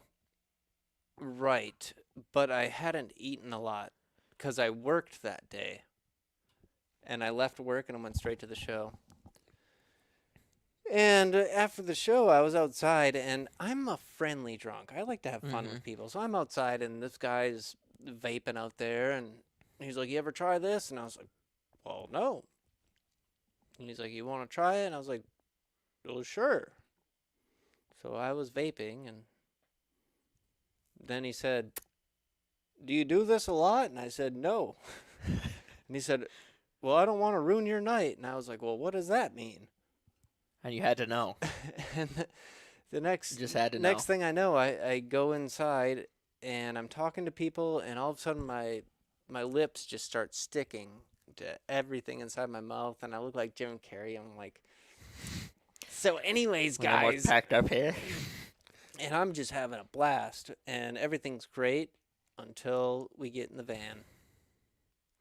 So I'm gonna pick up the story from here. My lovely wife was driving us home, right? Was it Ian or your wife? Or It is might have been your Ian. wife? It was someone who was sober, was driving us home, and I was in the passenger seat, and all of a sudden, Jeff, the whole ride home, his head is just down. It's on the floor of the van. And all of a sudden, he looks up and he goes like this to me. And I'm like, what the hell do you want? And then he's like, and I'm like, what does that mean? Because I'm drunk. And he's like, and I'm like, oh, you're going to puke? And he's like, and I was like, give me something. Because this is my van. So I'm like, give me something he can puke in. And then all I could find was our poor designated driver's water bottle. So I screw the cap off of Ian's water bottle. I'm like, puke in this. And Ian's like, no. So Jeff pukes in Ian's water bottle. We get back to the house, and then Jeff was in rough shape, just like sweating, like dripping wet all over his body. Yeah, I look like Hulk Hogan after body slamming Andre the Giant. And everyone's worried about him. Then he throws up all over my kitchen floor. Only because you didn't bring anything when I went. You had the water bottle still. And then afterwards, this is my favorite part. Ian just tries to wash out his water bottle, and then he's gonna use it again. And his girlfriend's like, "No, you cannot use that water bottle." So then we throw away the water bottle. But I just think it's so funny that Ian was gonna just wash it out and use it again. It probably would have been fine, but Yeah. that's just gross. I don't know why. I don't quite know why it's gross, but it is. Yeah, New Year's. Yeah. Okay, next question. When I first listened, I thought it would have been like pop or maybe even rock and roll. Cool. Yeah, I can get on board with that. Oh my gosh, do you remember the person from Chicago? Ooh, I would say punk probably. There was the girl from Chicago Nah, Arctic Monkeys. that thought we were a boy band. Yeah.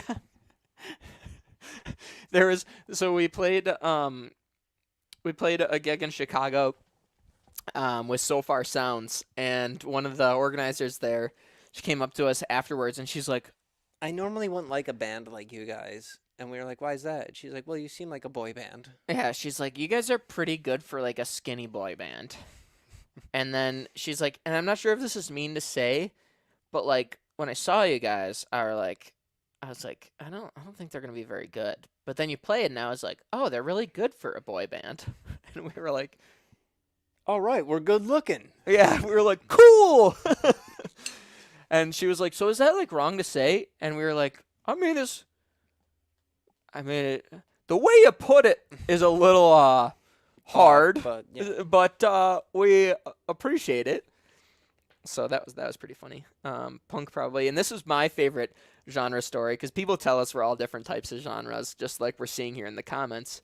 This guy came up to us. We were playing a baseball stadium, and this was a couple of years ago. We were playing on the outside of the baseball stadium to a line of people coming in. Still cool, but not as cool as playing to a baseball stadium, which we did 2 years later, which just shows how far you can come in 2 years. But anyway, are you texting? No, I'm sexting. So anyways, this guy comes up to us after our performance there, and he's like, it is so good to see a punk band in Eau Claire. And we were like, what? Where'd you see them? He was like, no, you guys. So that was pretty funny. The glasses are the look. Thank you, Mariah. Mariah's are just goat tonight. Me too.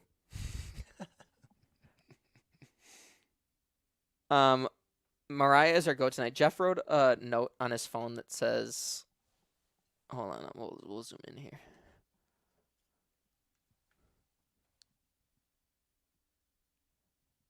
And I said me too.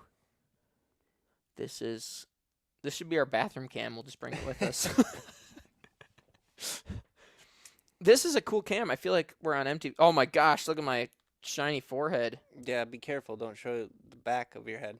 Oh my gosh, I hate you. Oh. The glasses are the look. I do like The that. glasses are the look. Yeah, sorry, I was having fun with the camera. I appreciate that. I kind of want to go back to my black rimmed glasses. Yeah, you looked better with black rim. Did I? No. No? Or Yeah. yeah? No. Anyways. Okay, let's see here.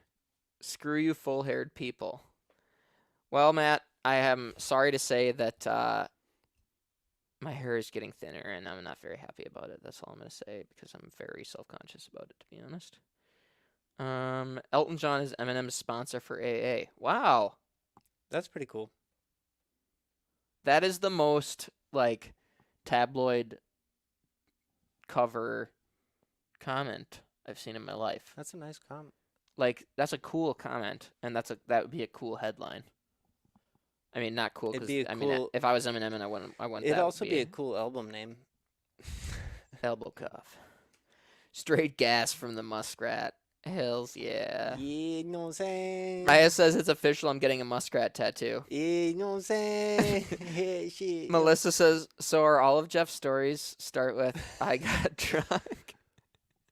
That's kind of how it starts. Usually. One time I was sober. Only the stories worth telling. One time I was sober and nothing happened. Nothing at all. Okay, so here's the thing. Jeff and I both have to pee. There's still 12 of you watching. I would like to answer 3 more questions. So 3 more questions or comments. Throw them in there, and then we will answer them and end this big thing. Do you have a selfie stick? This does not count as one of the questions. No, I did have one. I and- did too. No, so the best thing about selfie sticks, I would take it. I would stand on a beer can, an empty one, and I would take the selfie stick and I would hit the beer can and it would crush it. If you stand on top of it. Yeah, it's cool shit. You should try it someday. If you stand on top of the beer can, it would crush it. Yeah, you I mean- stand. No, like if you balance yourself on the beer can, it won't crush itself right away unless you're like super heavy. I'm skinny. And then you take the selfie stick and you just tap the can and it goes. Oh, that sounds sick. It's very satisfying. That sounds sick. That might be TikTok official. Dude, that would be a great TikTok. We should do that tonight. Yeah, let's do it. I'll just you'll be standing on it, and then I'll just smack you in the face. I'll be like, "Wow, it works!" We'll make Ian do it. Yeah. John Frank Songs. I'm curious why you asked that. Since you guys found me on TikTok, I've been your biggest fan. Hells yeah. Well, I'm a big fan of you tonight, Mariah. So For thank real. you. Thank you. Shy Glenn says Jeff has to drain his lizard. Yep. More like his pencil, if you know what I mean.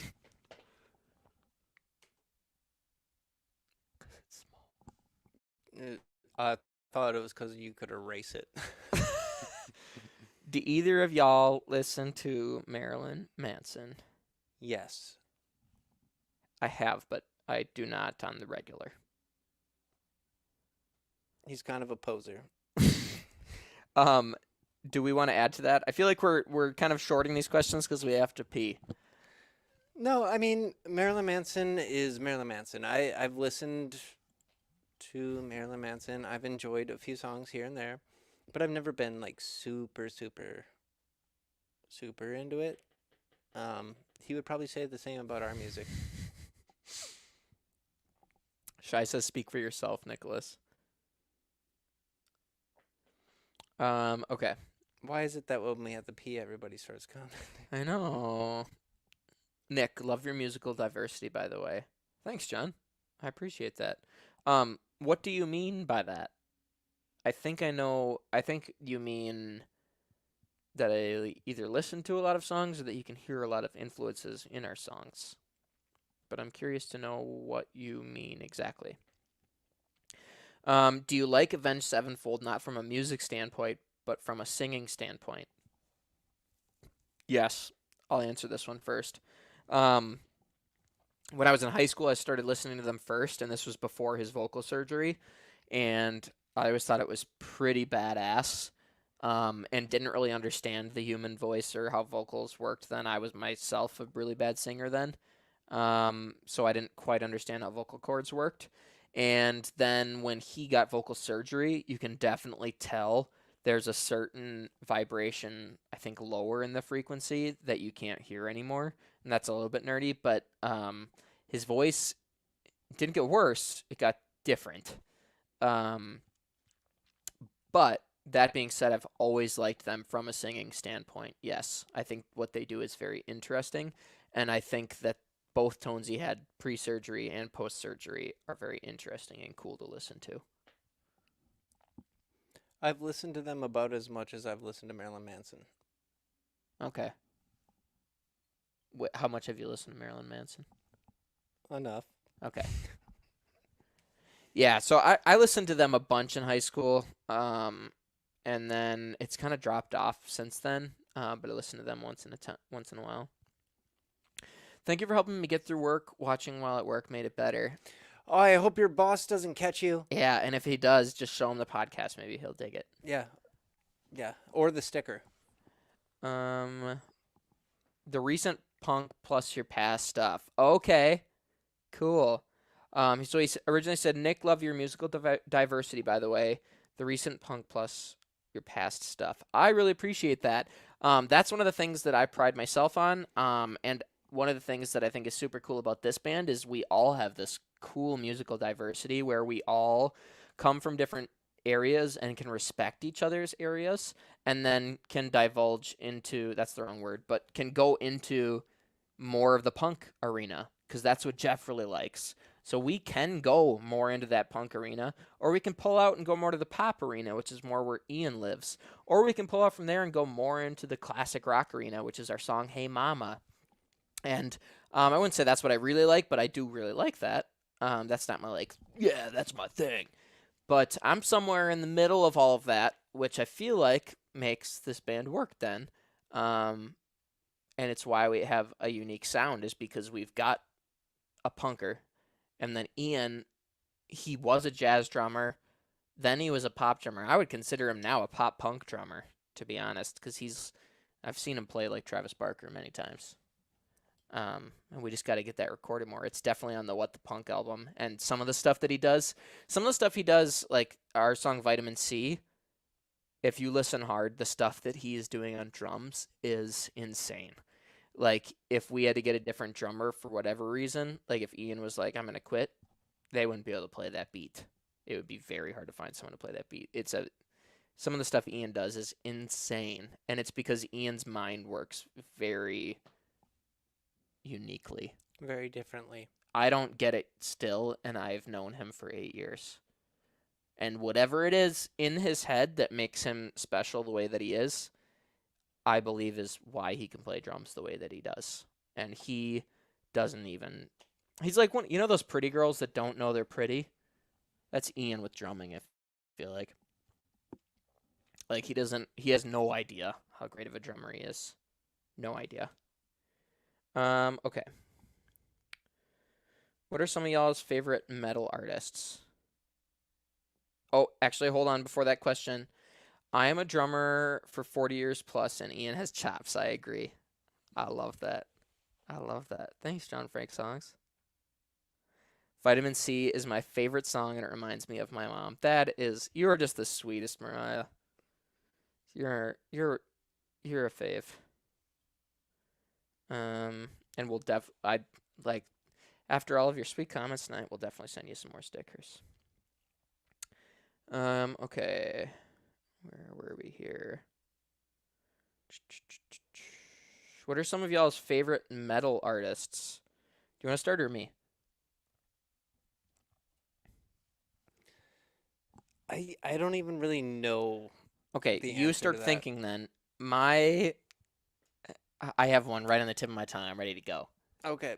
There's a band lesser known for their originals. They're a cover band on YouTube, and they're well known. They're called First to 11 on YouTube for their covers.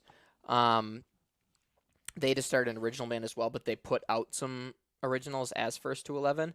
They are probably more of a hard rock than a metal band, but I'm going to consider them metal for this. I'm obsessed with them.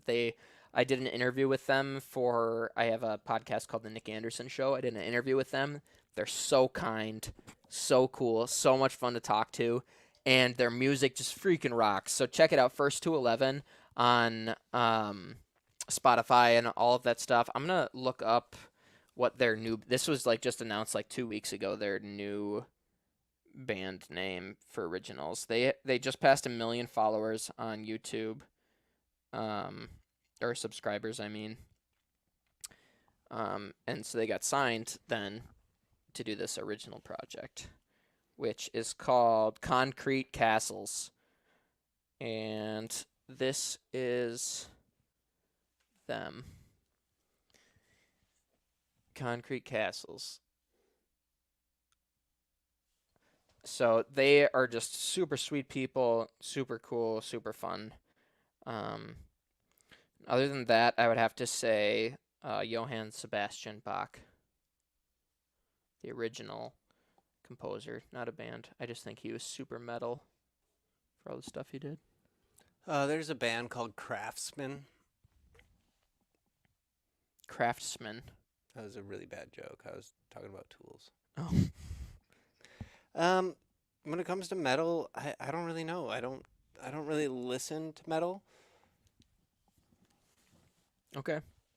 So That's fine. and now I'm not even sure what I don't metal think. is Yeah, anymore. that's what I was wondering too. I was like, I feel like a few of the bands I listen to maybe are metal, but Are they considered to be metal or not? Metallica. yeah. So I listen to Metallica too. That's what came to mind also. Okay. Man, we're getting a lot of questions now, and I gotta really pee. Okay. Okay. I'm gonna watch this back and say, why the hell did you tell people you had to pee? Okay. Which of your songs do you recommend to listen to first? I'm hooked, but I'm trying to get friends hooked on you guys too. My go-to song when I'm showing people the first. Are you gonna go? I'll go next. My go-to song when I'm showing people our music for the first time is. You're taking a beer with you. Jeff's going to pee. I'm gonna cross my legs and go next. My go-to song when people are listening to us for the first time is "Run." It has a music video, so that's one of the reasons, and it has our best produced and edited music video. And second, it is just the best overall song that I think we have. That is, unless you know your friend super well, if you've got a moody friend that's going through something, then the song 24 is probably best, especially if they're around that age, because that song is all about not knowing what you're doing with your life, feeling like you are struggling, but understanding why. It's just a very like coming of older age song. That would be the best song, especially if they're 24 years old, and that's the song. And then thirdly, if you want something that is just, well, if you have a friend, I don't know. I think those two. Those two, I think, are probably your safest bets and our best songs. Run and 24. Run, just all around great song. You have to tell them to get through the intro though. That is something that we talked about for a while. Is our intro's kind of long on it, so it's kind of like the first season of Parks and Rec. You just had to get through that intro. The intro is sick, but it's a little long, so they got to get through that intro, and then 24 is the next song, and those are my two favorite songs as well. Let's see. Plus, how quick you are to adapt to social media tools. Example is your TikTok, podcast, self promotion, good stuff, dude. Thank you. It's a lot of work. We're on all of the things, and a lot of times I wonder if we're putting out too much content or if I'm working too hard at all these different things, and maybe I should be focusing on other stuff. It's a lot of work, but yeah, we have. So just what he said here, we have a TikTok. Last year, I had a TikTok called Nick Anderson and the Skinny Lovers. We grew that to over 1 million likes in a single year. I did end up deleting that profile for a variety of reasons, and I have a new profile now, just called Nick Anderson with the O on Anderson as an underscore. The podcast, we have two different podcasts. We have a podcast called The Nick Anderson Show that is only available on YouTube right now. And then we have a podcast called the What the Punk Podcast, which is available on every major podcast platform. And then you are able to view the video version of that podcast if you subscribe to our Patreon page, which is patreon.com/NASL. We set our Patreon level at $1 because we believe that a lot of people making a small change can make a huge difference. And we want to show that in our Patreon as well. Just, I mean, imagine if we had 1,000 people on our Patreon giving $1. That's life-changing. $1 a month from 1,000 people, life-changing. So that's our belief there, and that's why we have that. Self-promotion is something that I really do struggle with. People have told me that I'm like too confident, or that I am cocky, or that I'm this or that, or I'm quite the opposite. I used to come off a lot more cocky, and I figured out how not to be, but my cockiness is really just me overcompensating for not being confident. Where some people will believe and some people won't, but that's fine. I'm a pretty self-conscious guy, and self-promoting, being on all these platforms and stuff is really hard for me. But I do it. I push through, and I think it's important for people to know that like even people who are really self-conscious when they're doing these things, it's really hard. So when you say like, "Oh, you're so cocky" and things like that, that can be difficult. But as I said before, that feedback is really important because then that helps me realize like, oh, this is the way you're coming off. Because even if you are feeling a certain way, like, oh, I'm not like I'm self-conscious, and then you come off as super cocky, it's important to know that you come off as cocky so that you can work on it and change it. Um, but yes, John Frank songs. Thank you for saying that. Um, Mariah says that it would be worth getting in trouble listening to us. She loves learning about her favorite bands. I'm And back. that is badass for two reasons. Thank you for learning more about us. And two, you said that we're one of your favorite bands. That's a very nice compliment. Yeah, do you feel better? Oh my lord. I have to go so bad. Um, Okay, so here's how you just have to click on the different things here. So you can scroll up and down, and then you just click on them, okay? so is So this just scoot over to this spot. is this like fans only? I'll be right back, folks. I'm a drummer for 40 years plus, and Ian has chops. I agree. Yell yes. Okay, and I'll be right back. Whoa. Okay. Let's see here. Well, I don't know what you've already talked about. Nothing below that. How about Jamie Cameen? I didn't talk about it yet. Why did you never come back to dig up our time capsule, Jeff? Well, here's the thing. I'm not sure that Squirtle is worth enough money yet to dig it up. However, I will come to dig up that time capsule only if you have enough mustard. Why do you not cover any Dave Matthews songs? Is it because you are insecure and afraid to cover the greatest? No, we're just not hippies. So I don't know how Nick feels about that. Hey, Nick, how do you feel? Well, Jeff, I really think that we should cover some Dave Matthews. Oh, okay. So look forward to that. We might cover a couple Dave Matthews songs coming your way.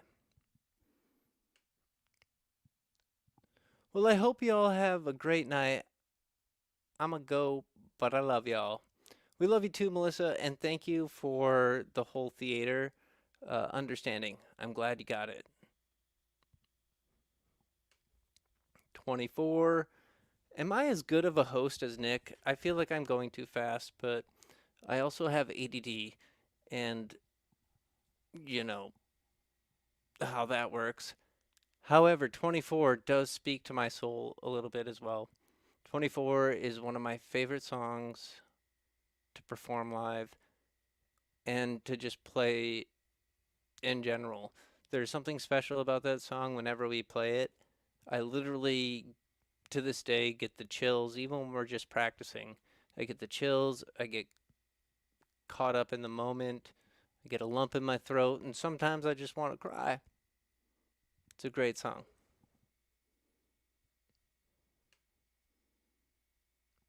Destiny Smith. Lol, thank you. Run is definitely a favorite. Run is a great tune. I just wish Nick knew how to play the guitar better. That was a joke. What do you do to make being a singer easier on your vocals? Do you drink tea and stuff? Well, as the bass player, here's what I do. I usually start my day with a bottle of water, and I'll add there's this stuff called liquid IV. I'll add that to my bottle of water. Then I drink an Ensure Plus. It's got enough vitamins, minerals, and all that stuff that you need. And then I eat a Quick Trip dinner, and all that seems to help my voice. But when it comes to Nick, when he comes back, I will definitely have him answer that question because he'll be way better at answering that question than me.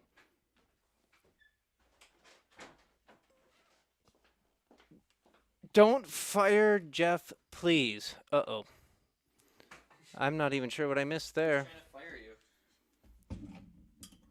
I would find this when you're ending. Haha. Well, apparently, John, we're not ending right now. And that's noise. That's pretty noise. Nick, we do have, now that you're back from your P extravaganza, we have a special question. I answered it the best I could. Bottled water, liquid IV, and Ensure Plus. Yeah, scoot over. But I know your method is different. Okay, what do you do to make being a singer easier on your vocal cords? Do you drink tea and stuff? Yes. There's a few things, though. So, day of a show, a couple days before a basically you have to take good care of this area of your body, and the way to do that Is make out with Ian. is to make out with Ian. So, bad things for your vocal cords. Making out with Ian.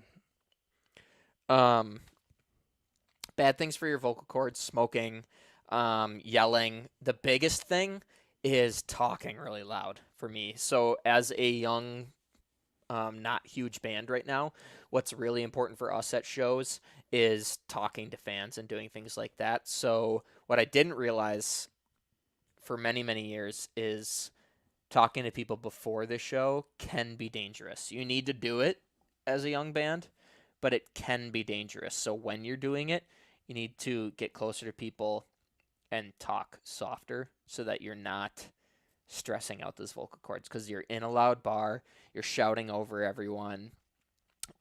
So the biggest thing to help your vocal cords and make it easier on them is to just not use them as much right before you sing. That being said, Or make out with Ian. you still need to warm up. So if there's a night where I am talking to a bunch of people, then I don't need to warm up nearly as much. I just need to get up to my high register because my talking voice is down here. So I need to warm up that high register a little bit. But I don't need to warm up the low register. So there's no use in talking or singing down here. This is a serious question when it comes to yeah. your singing. Is there any songs that we or you have written that you're like, why the hell did I write this in this key? Yeah. Because I cannot sing it, and now I have to sing it every night in this key. Yeah. And so, how do you handle that? Tell me a little bit about what. So our song King and Queen is insanely high. I changed the key of it to make it easier to sing, and then because I suck at music theory, I actually put it up a key instead of down a key, and not so you would think like, well, how didn't you realize you were singing higher? At that point, the melody was different in the song.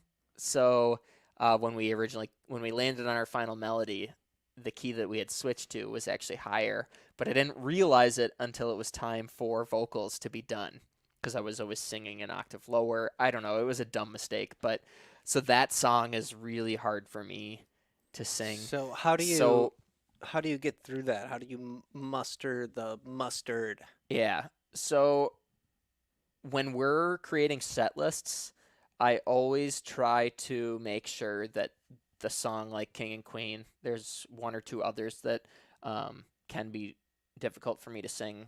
There's a lot of songs that are like real high, but there's a few that are difficult, like King and Queen, to sing. So I always make sure that those are in good places in the set. So And you have time to make out with Ian. So that I have time to make out with Ian. So that I have time to like rest my voice or take breaks before that happens. The other thing is a lot of people think when you're singing high, you need to be like real tense and stuff, and it's actually the opposite. So when we're singing a song like King and Queen, my trick is that I actually flex my fist or my arm or my I usually flex my right arm because my wrist is what's doing the strumming. And then that takes the tension off of my vocal cords. So there's all kinds of different stuff you can do. I actually took a class on it in vocal lessons to help me with that because my range was quite a bit lower before all of this, and I wanted to get better. And it's a mixture of all the things. So T and taking good care of your vocals, very and making important. out with Ian. Taking care of your vocals and making out with Ian are the two that. But really honestly, make the I think difference. taking care of your vocals is something people don't understand how serious it is. Like, even the food that you eat Yeah. affects your vocal cords. Yeah. So if we If we eat a bunch of pizza before we go on stage, terrible. it's going to be a bad time. It's interesting because most of the venues that you play as a young band, Here's some pizza. everything that they do there is terrible for your vocal cords. So Here's a smoke-filled room. any red sauce, smoke, beer, things that dry out your vocal cords and things that give you Acid reflux. acid reflux, all terrible for your vocal cords. That being said, it does give a tone to your vocal cords. So there are times where I purposefully Eat a pizza. do bad things for my vocal cords in order to get a certain tone. I don't recommend And that. that's where the song "Once in a While It Feels Good to Be Bad." Good to It be does kind of. It bad. is kind of that. Ironically, for that song, I had to keep my vocals pretty clean. But Yeah, so no pizza was eaten but before there's that some song. raspiness in some of her songs, and I had to do. I didn't have to do, but I did do some things that aren't great for your vocal cords in order to do that, which is not a good practice. But sometimes you need to stretch things.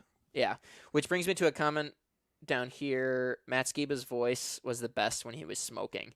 Yeah, there's a smoker's voice, and I remember I actually asked the vocal coach one time, like, I want to sound like that, and he was like, well, if you want to sound like that, you're gonna need vocal surgery or to smoke a lot. Or if And I you was like, smoke a lot, you're "Damn gonna it." have vocal surgery after Yeah. the fact. So it's So then you go through these things as a musician. It's like, well, what do I do then? I want that voice. So do I smoke a bunch? Do I just ruin my vocal cords? And the answer is that there is no correct answer. the only person that had an answer to it was Kurt Cobain. His voice was just Mm, great, and I mean, what price are you going to pay for these different things? So it's tough. it is tough. You Yeah, wanna- and you you wanna- gotta listen to your voice, realize how your voice reacts to different things, and then decide when you're gonna do those certain things. There's That being said, here's a message from our drummer. We're gonna go smoke. Just kidding. the worst thing I did to my voice was drink a bunch of coffee and beer when I wanted a really raspy voice, and I did that in the studio, and I won't do that again. And there's people who say like, well, don't do stuff in the studio that you can't do live every single night. But those are people who aren't performing very often. So there's not a single artist, I think, that can pull off the exact same raspy tone that is not healthy night and night and night and night again without eventually ending up with surgery. And there are people. I mean, you'll probably send me someone that says that you're like, well, this person's been raspy for years and they're blah blah blah blah blah. Well, that was the same with Avenged Sevenfold. They were raspy for years, and same with John Mayer, and same with the guy from Aerosmith, Steven Tyler. And John Cusack. It took years and years, but then they had issues with their voice. Even Adele, like. So I don't know. These are all things I've learned from my vocal coach too. So I could be wrong, if he was wrong. But anyways, you got to take care of your voice, and there's things that you can do to not take care of your voice that will change tone, and that's just the way it is. But no one talks about that because it's just all like, If you you want need to to be sound, healthy. You need to be healthy, and if you want to sound like my grandma, smoke cigarettes. why do you not cover any Dave Matthews songs? Oh, I went over this, and then I said I would leave it to you. I used a hand puppet. I was pretending. Is I he was you. being facetious or no? No, not at all. Okay. There. You jerk. I just wasn't sure. I was asking. Is it because he looks like the Tiger King in that? I didn't even profile look at his picture? profile picture. I actually really like Dave Matthews, not Dave Matthews Band, though. Oh. Here's the thing.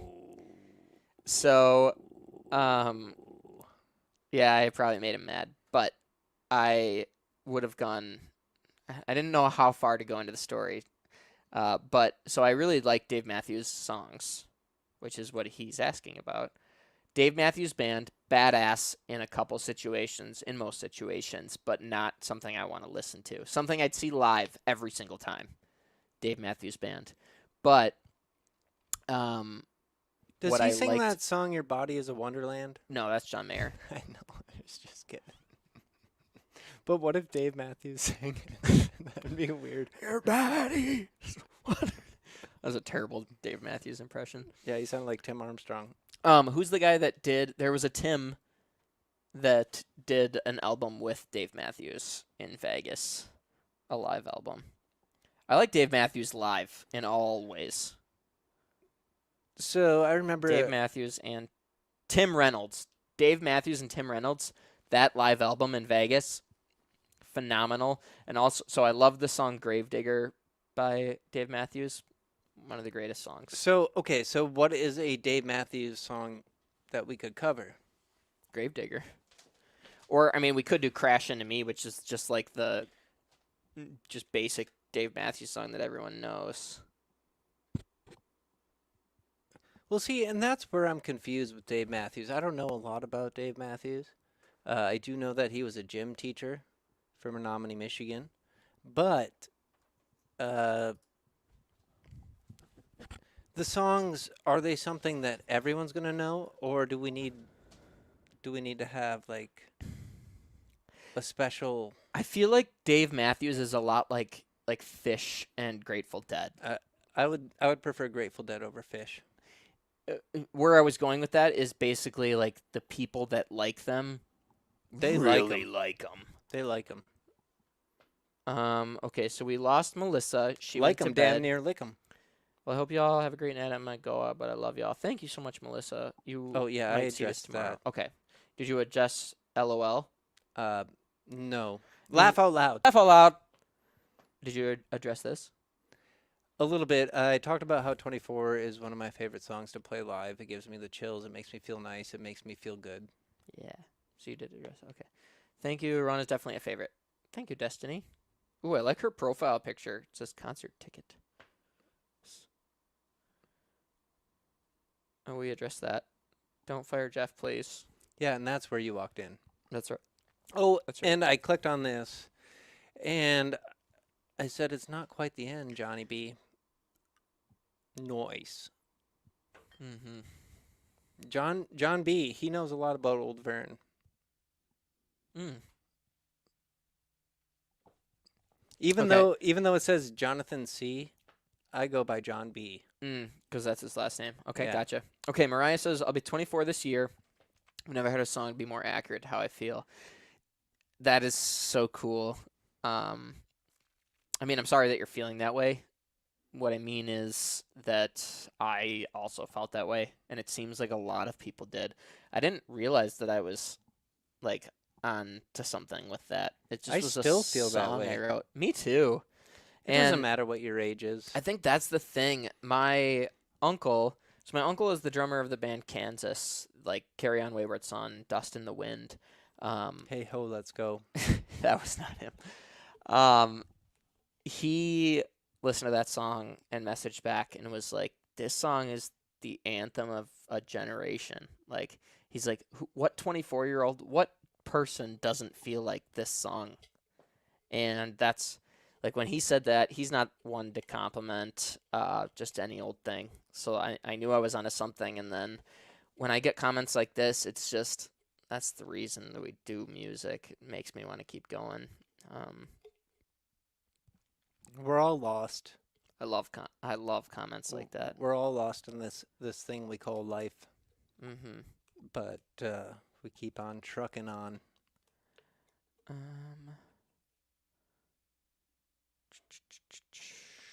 You get the chills because you're 6'4" and 120 pounds, dude. Touche. Oh, good. You made it sound like you were shutting down. Shut up, John B. We're not shutting down yet. I'm sorry I said that. Best keep his voice. Yeah, or grab your crotch. I wish I knew what that was in. Yeah, now I'm confused. Maybe that's how you do good vocal. Oh, yeah, yep. Axl Rose. Okay, we're at 154. We're gonna end at 2 hours because it's ridiculously long. But the questions are getting better and better. They are. They're getting sexier and sexier as we go on. Grab your crotch.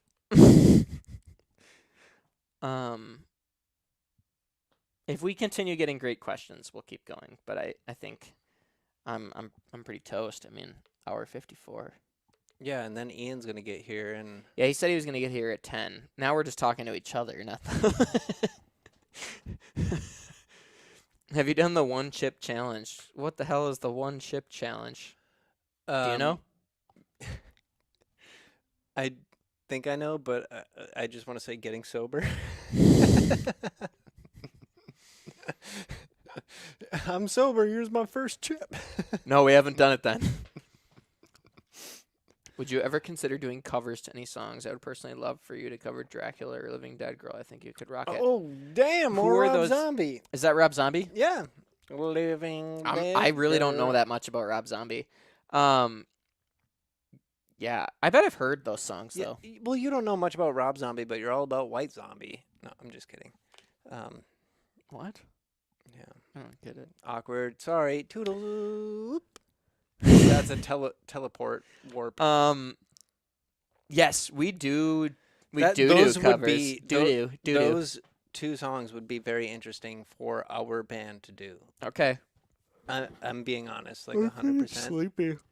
Dracula and Living Dead Girl. Put that in your notes of notes. In my brain hole. I'll put it in my If notes. if someone says brain hole, does that mean they don't have a brain? Because there's just a hole there. Oh, someone's calling me. Is it Ian? That would be amazing. Oh, it's Sierra. Go to bed. Hi, Sierra. You're live on the podcast. What? You're live on the podcast. I'm sorry, I was just checking to see if any of the dog is medicine. I did not give the dog his medicine. Okay, I'm gonna do that now, sorry. Okay. No, that's fine. Thank you. Yep, Bye. Well, I guess she's not watching.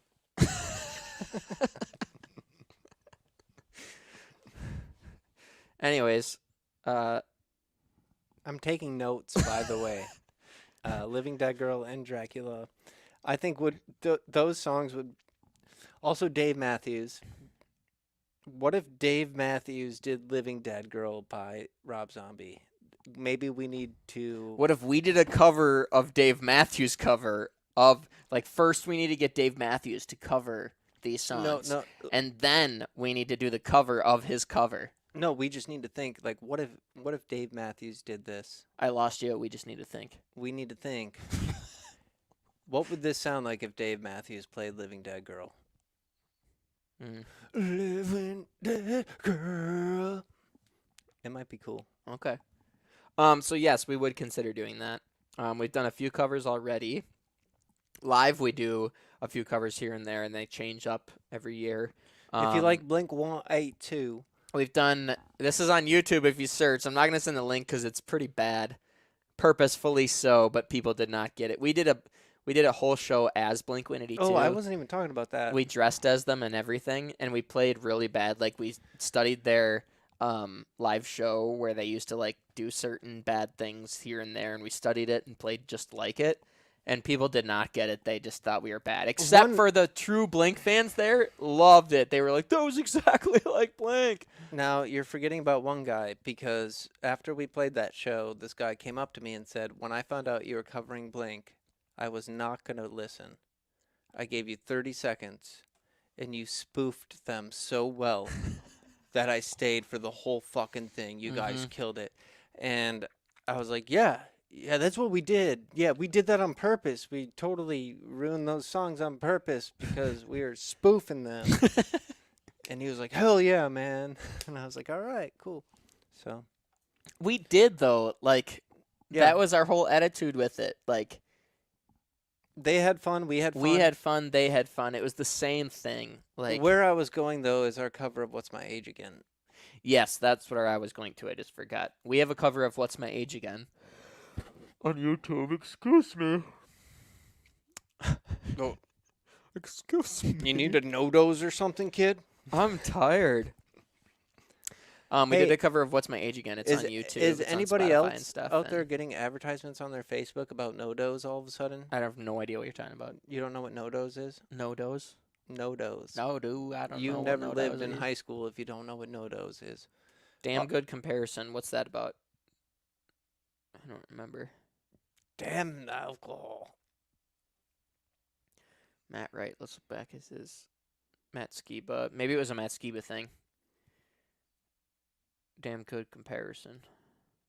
I don't remember. Sorry, Matt. Sorry, Matt. I feel like your friends from back home are gonna think I'm a douche. I feel like the way I get really nervous when I see Jeff's old friends because I feel like all of you guys are way cooler than me. Yeah, so he's like a girlfriend now, and Totally. what's this person Who's got that? to say? What did you do with him? How'd you do it? No. Did he like it when you did it? Did like he? that? No, but for real, you guys are all way cooler than me, so it just makes me feel like I wish I was cooler. Who's old Vern? Did you address that? Oh, come on, John B. Oh my gosh. Yeah, I even knew that he was just searching for a. John B, we already talked about who Old Vern was.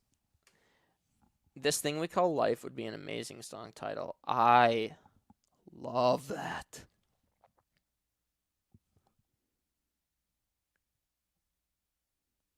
I love that. Touche. No, it's This Thing We Call Life, not touche. Yeah. How do you spell touche? Does it have an accent over the E? Do you know?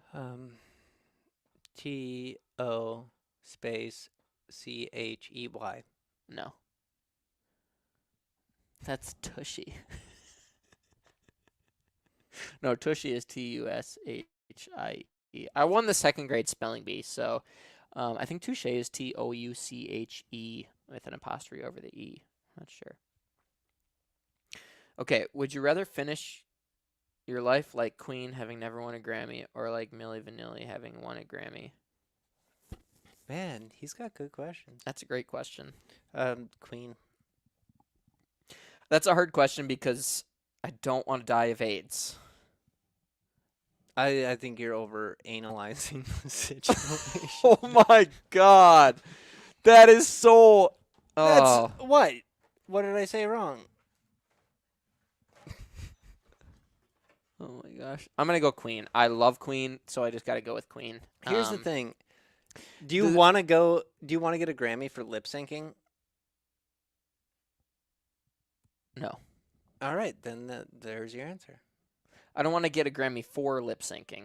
If I had to lip sync at a certain show because it was the only option, would I do it? Yes. You ever see that show where Okay, if we're going to gain a huge new audience that'll eventually see us That's play fine. live, then that's yeah, I fine, would lip but sync for did you him. ever see that show? There was like this But what I would do is I'd put across the screen lip syncing, lip syncing, There- lip syncing. there was this show where No, I wouldn't do that, but be funny. Nirvana had to play it, and they wanted them to pretend to play their instruments. Mm. So Kurt Cobain singing it was like, Whoa, the whole time, even though the music was like perfect, and that is badass. Like the fact that they're like they didn't want to do that with their instruments, but then they said, fine, if you're gonna make us do that, then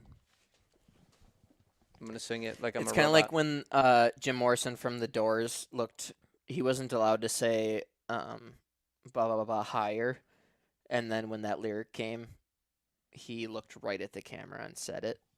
Like that was even more badass. But it yeah, was kind of like when I was in I don't know, Taekwondo and you peed your pants. 8th grade, and I was recording with my friends, and there's this part in the song where I was supposed to say fuck, and instead I said frick.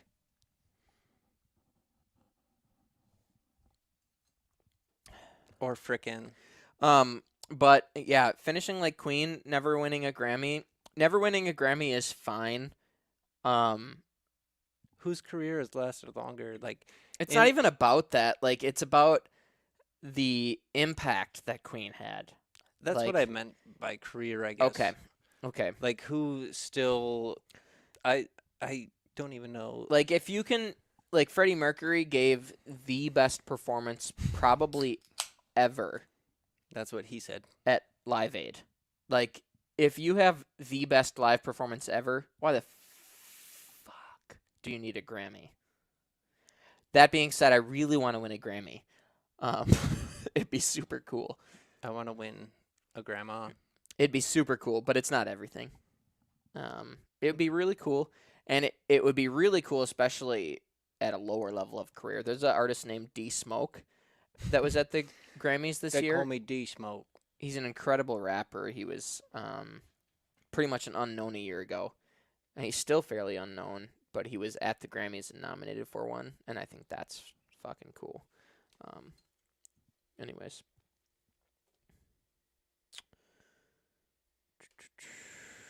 Ooh, what about Break My Stride? Is that another Rob Zombie song? I don't know that one. Okay. I don't know that one either, Mariah. I'm so sorry. I'm sorry. We'll send you a sticker. I guess I missed the old Vern Convo. Convo. I guess you did. This is a guy that you know, right? No, I have no idea who this guy is. I'm just kidding. Old Vern, if anybody is curious on Old Vern, No one. I'm just curious. Everyone is curious. the music is out there. All you have to do is get on those interwebs and type in Old Vern. You can only find Old Vern if you search on Bing. It's not on Google. It's only on Bing. Go on Facebook. I think my Facebook profile, which is attached to this BS, might help you find Old Vern. We did a few good things with a few good men. And we might be back again someday. You never know. I gotta text Ian here quick. Mariah says you're the coolest Nick. Virtual hug. Thank you so much, Mariah. That makes me feel so good. Makes me feel like crap. You should just feel good knowing that your lead singer is the coolest. I can't wait to tell my mom about this comment. Well, I mean, Mom's always like, "You're like not that cool, Nick." And I'm kidding. She doesn't say in my that. defense, I have people asking about Old Vern, so No, that is cool. I mean, you're cool. It's just that I'm the coolest. John B. I don't know if I ever showed you, but this is. Can you help me, Nick? No. I don't know how to do it Texting. right. Oh, he hasn't seen. Oh, I got you. This is for John B.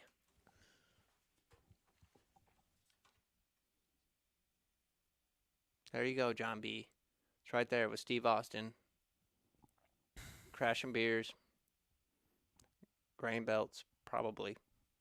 That's for you. Was John in the band? No, he was just another really great roadie. Oh, nice. I shouldn't say another. That sounded rude.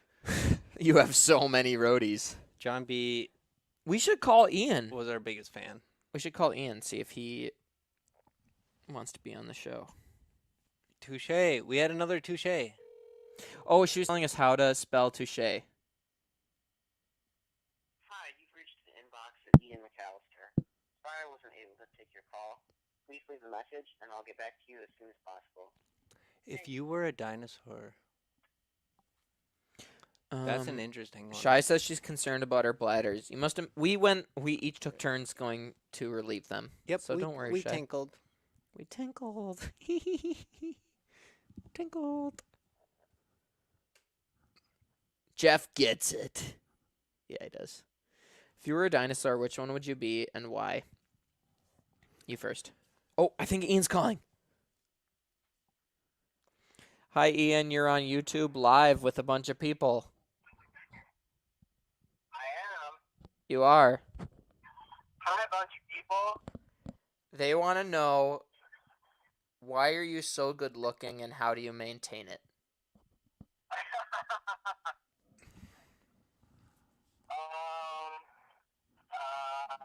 By the way, this is not a joke. You really are on YouTube live right now. I try and write, and I do yoga, Okay? Get good sleep. Move your body. Pump your body? Pump your body or move your body? The distinction's Move your important to body. us. Pump your body. Pump your body. Okay. Hump your Yeah, body? Move your body. Hump your body? What did you guys say? I thought that's what you said. They wanted to know just for you. We did have a comment. I don't know. We did have a comment here earlier about your drumming. Actually, I'm gonna see if I can find it. It was very kind. I don't want to hear it, Parker.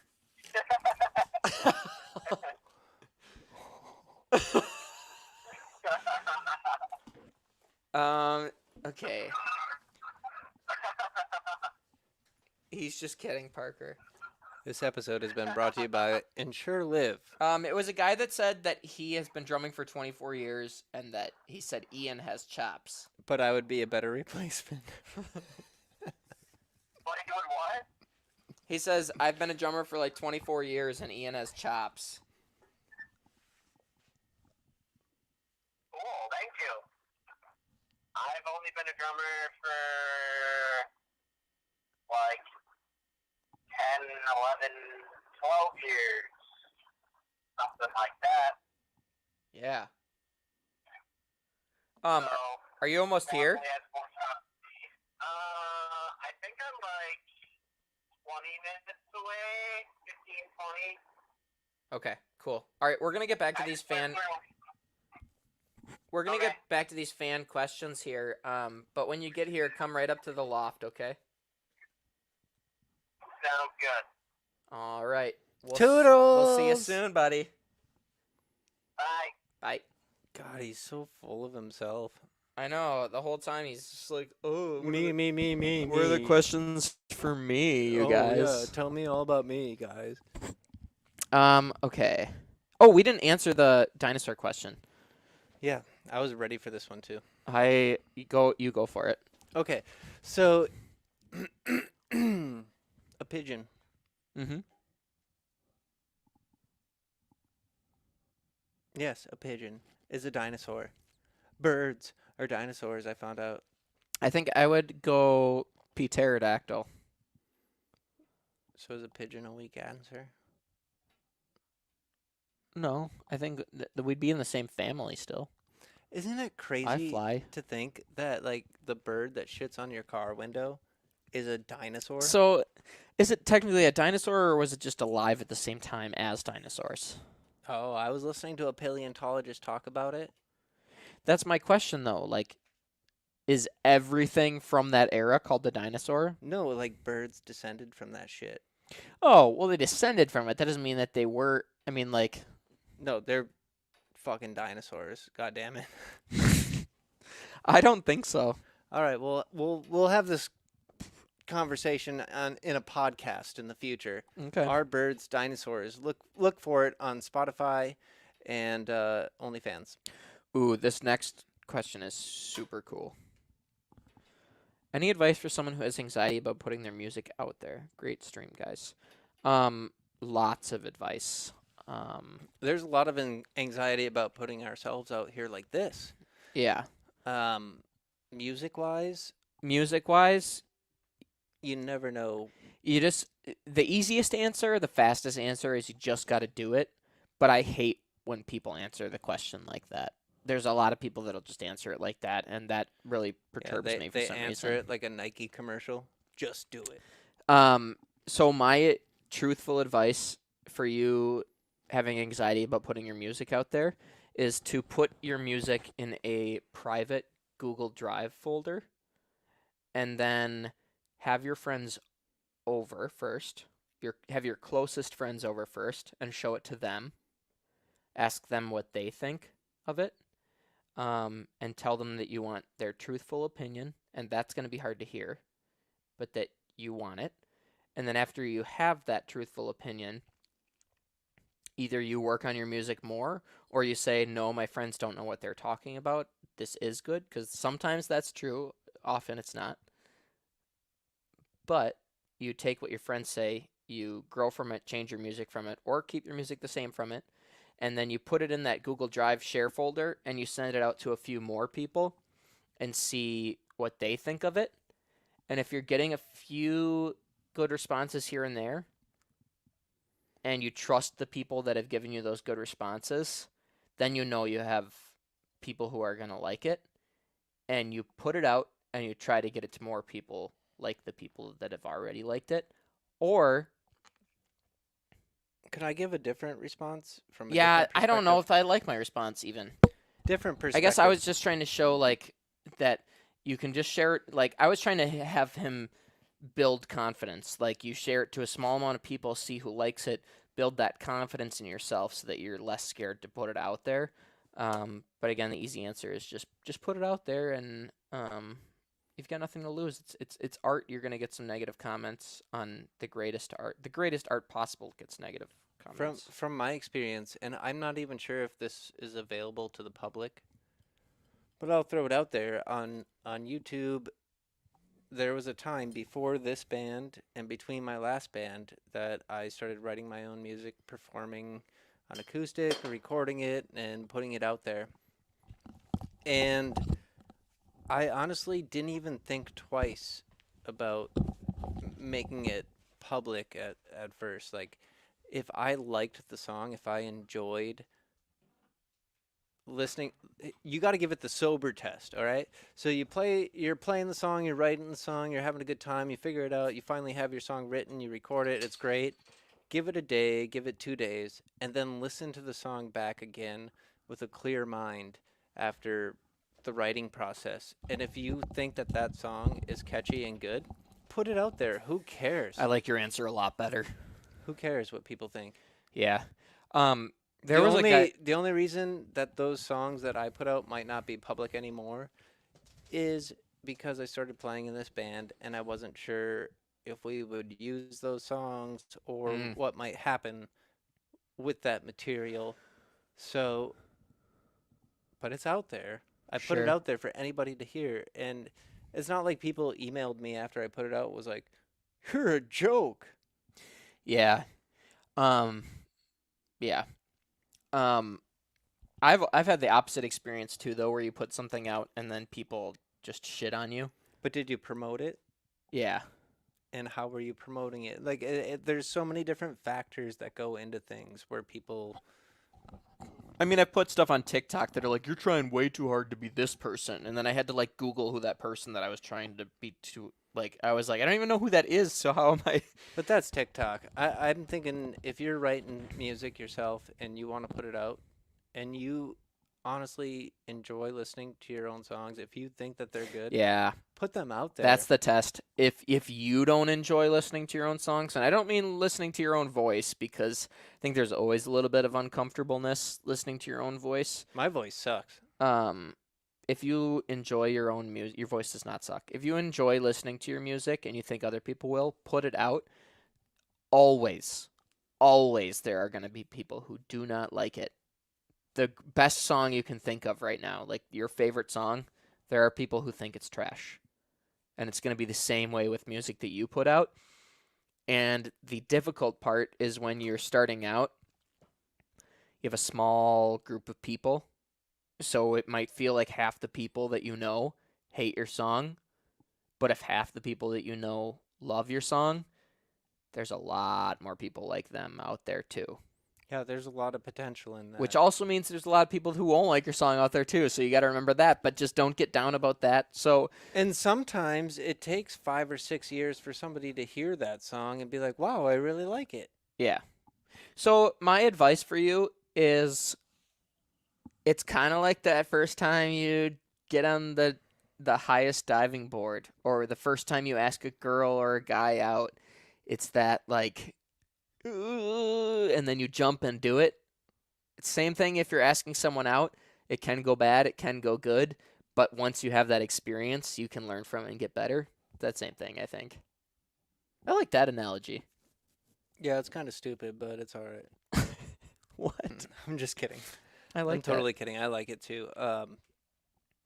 And to end that question, put your music out there, man, and drop a link. Yes, can we hear it? And if you're afraid to show it to anybody, We're a couple of goofballs. Send it to us. I would absolutely love to hear it.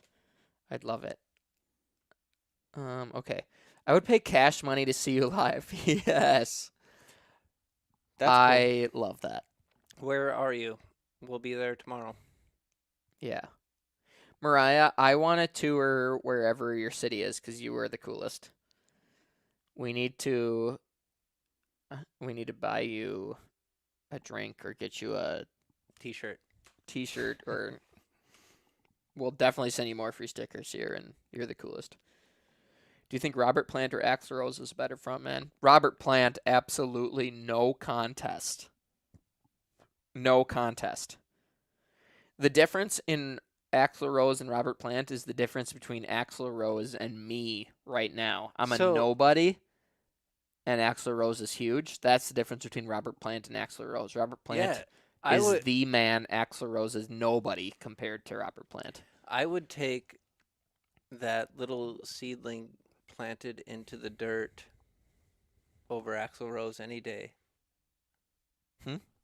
Well, Robert Plant is a tree, isn't it? Stupid joke. All right, sorry. He's the lead singer of Led Zeppelin. Oh. Hey, one time my band opened for Zed Leplin. Oh, we lost that camera again. I think the battery died. Here we are. You opened for Zed Leplin? Yeah, I think that was the band, Zed Leplin. Huh. The Upper Midwest best Led Zeppelin cover band. It was at Swamp Fest, Swamp Rock, Swamp something. Matt was there. I don't understand this. I'd promise just pay with my card to see y'all. Well, Fun Dip wants to. Fun Dip. Don't go there.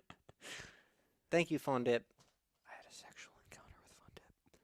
Not that Fun Dip. Oh.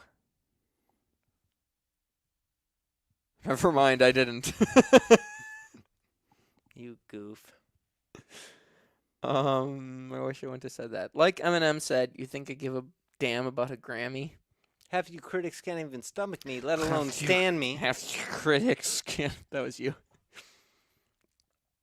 I'm convinced yoga is the answer to everything. Destiny Smith. That is the coolest name I agree, I've Destiny. ever heard. Destiny, are you familiar with DDP yoga? That's my shiznazzle. He's super into it, actually. He got me into it for a little bit there. Yeah.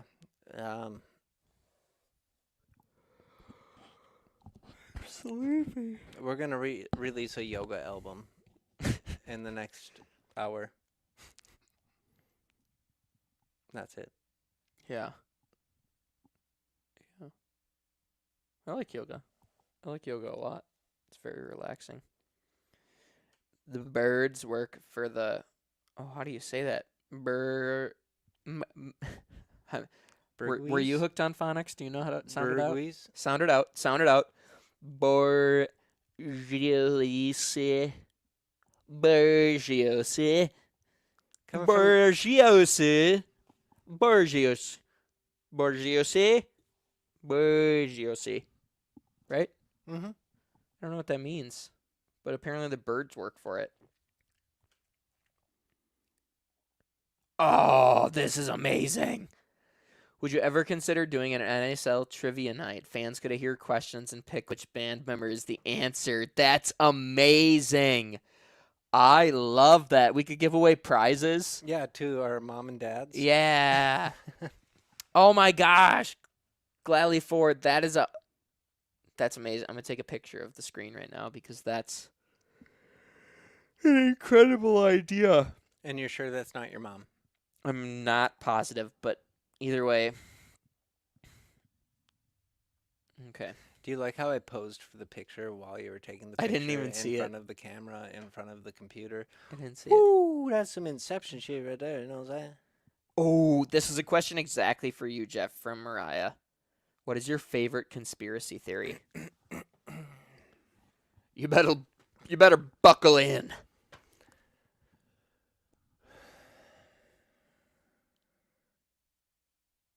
I don't have any.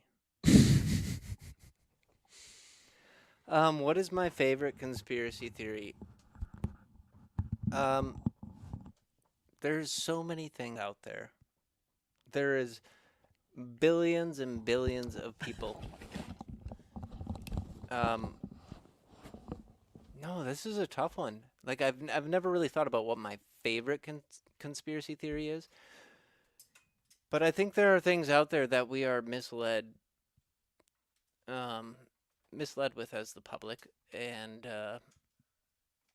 I feel like I may have had one or too many old styles to answer this question without sounding like a complete idiot. Or as Nick would call me, stupid. I never called you stupid. Honestly. I think you'll have to wait for our next album to find out. Oh. My favorite part about this live stream is that, like, at the beginning we were asking people to ask us questions a lot, and now, like, it's just happening. People are like, we got the questions, you got the answers? I'd like to tell people that I am not a conspiracy theorist, but I'm a theory conspirist. Is that the right camera? Yeah. You're a what? I'm not a conspiracy theorist, I'm a theory conspirist. I like that. It's okay, I hate my voice. It's why I don't use a monitor when I perform. Is this the lead singer of Old Vern?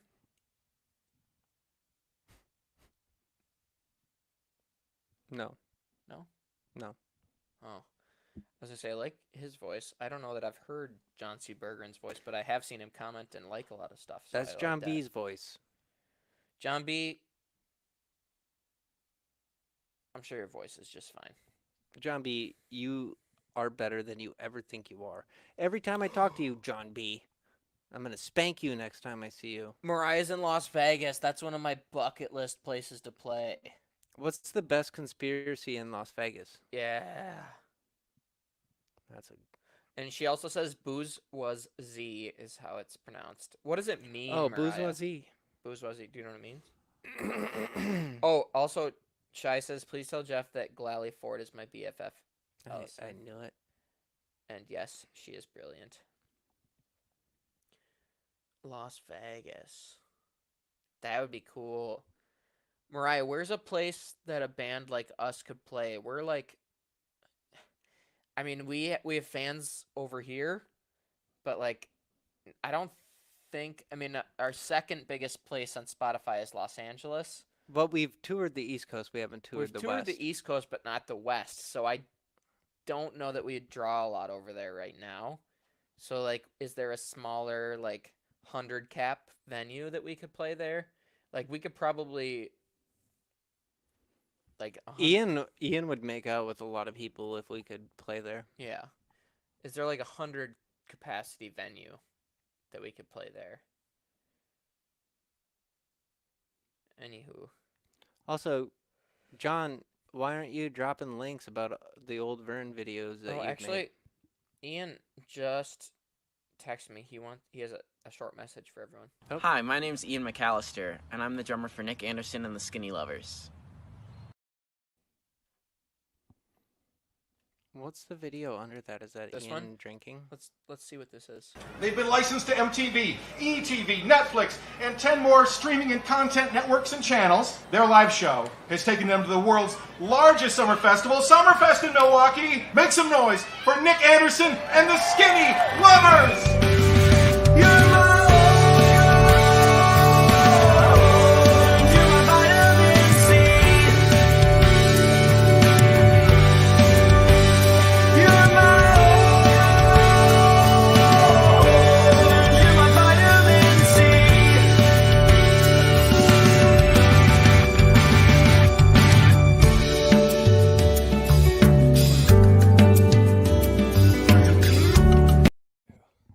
I hope that wasn't loud for you guys. It was loud in our headphones, and I'm really sorry if it was loud for you too. I swear I heard Ian coming up the stairs. Oh, you're showing the back of your head on the camera now.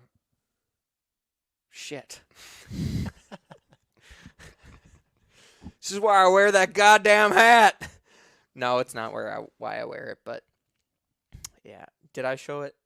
My I'm pretty self-conscious about my hat.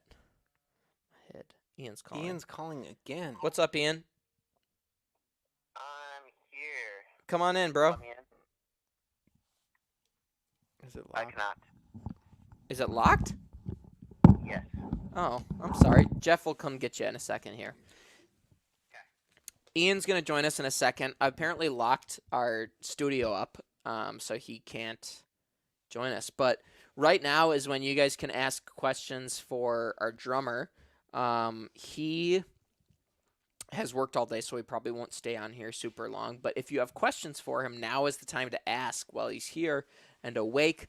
So let us know what questions you've got for Ian McAllister, hailing from Chippewa Falls, Wisconsin. He is our drummer, and he's super cool. Okay, we've got from Matt. Where'd you guys go? You leaving me alone? Where are you going?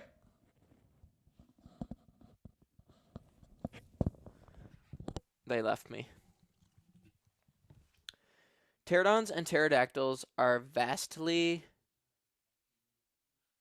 different down to how pterodactyls had teeth like a carnivore, where pterodons had more beak-like mouths, and pterodons were about 4 times the size of pterodactyls, roughly.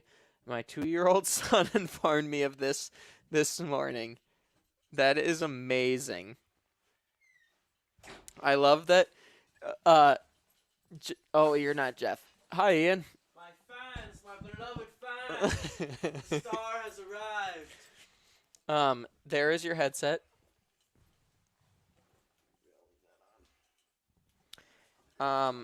We were just informed. We were talking about our favorite dinosaurs for a little bit, and a fan just informed us that pterodons and pterodactyls are vastly different down to how pterodactyls had teeth like a carnivore. I said I wanted to be a pterodactyl. Jeff said he wanted to be a dove or something. A dove. And pterodactyls had teeth like a carnivore, where pterodons had more like beak-like mouths, and pterodons were about 4 times the size of pterodactyls, roughly. My 2-year-old son informed me of this morning. So that's where we're at. My fiance just got a tattoo of a dinosaur on her arm. I think it's a Bronchiosaurus, those really big ones that are plant eaters, I think. Is that what they're called? Yeah. The one in like Jurassic Park that like eats the leaves at yeah, and it's well, got they're in the kind of tree. like. Does it have like a thing right here on its head? Yeah, like a little knob. Yeah, like it's a squared nub. off, like a rectangular knob.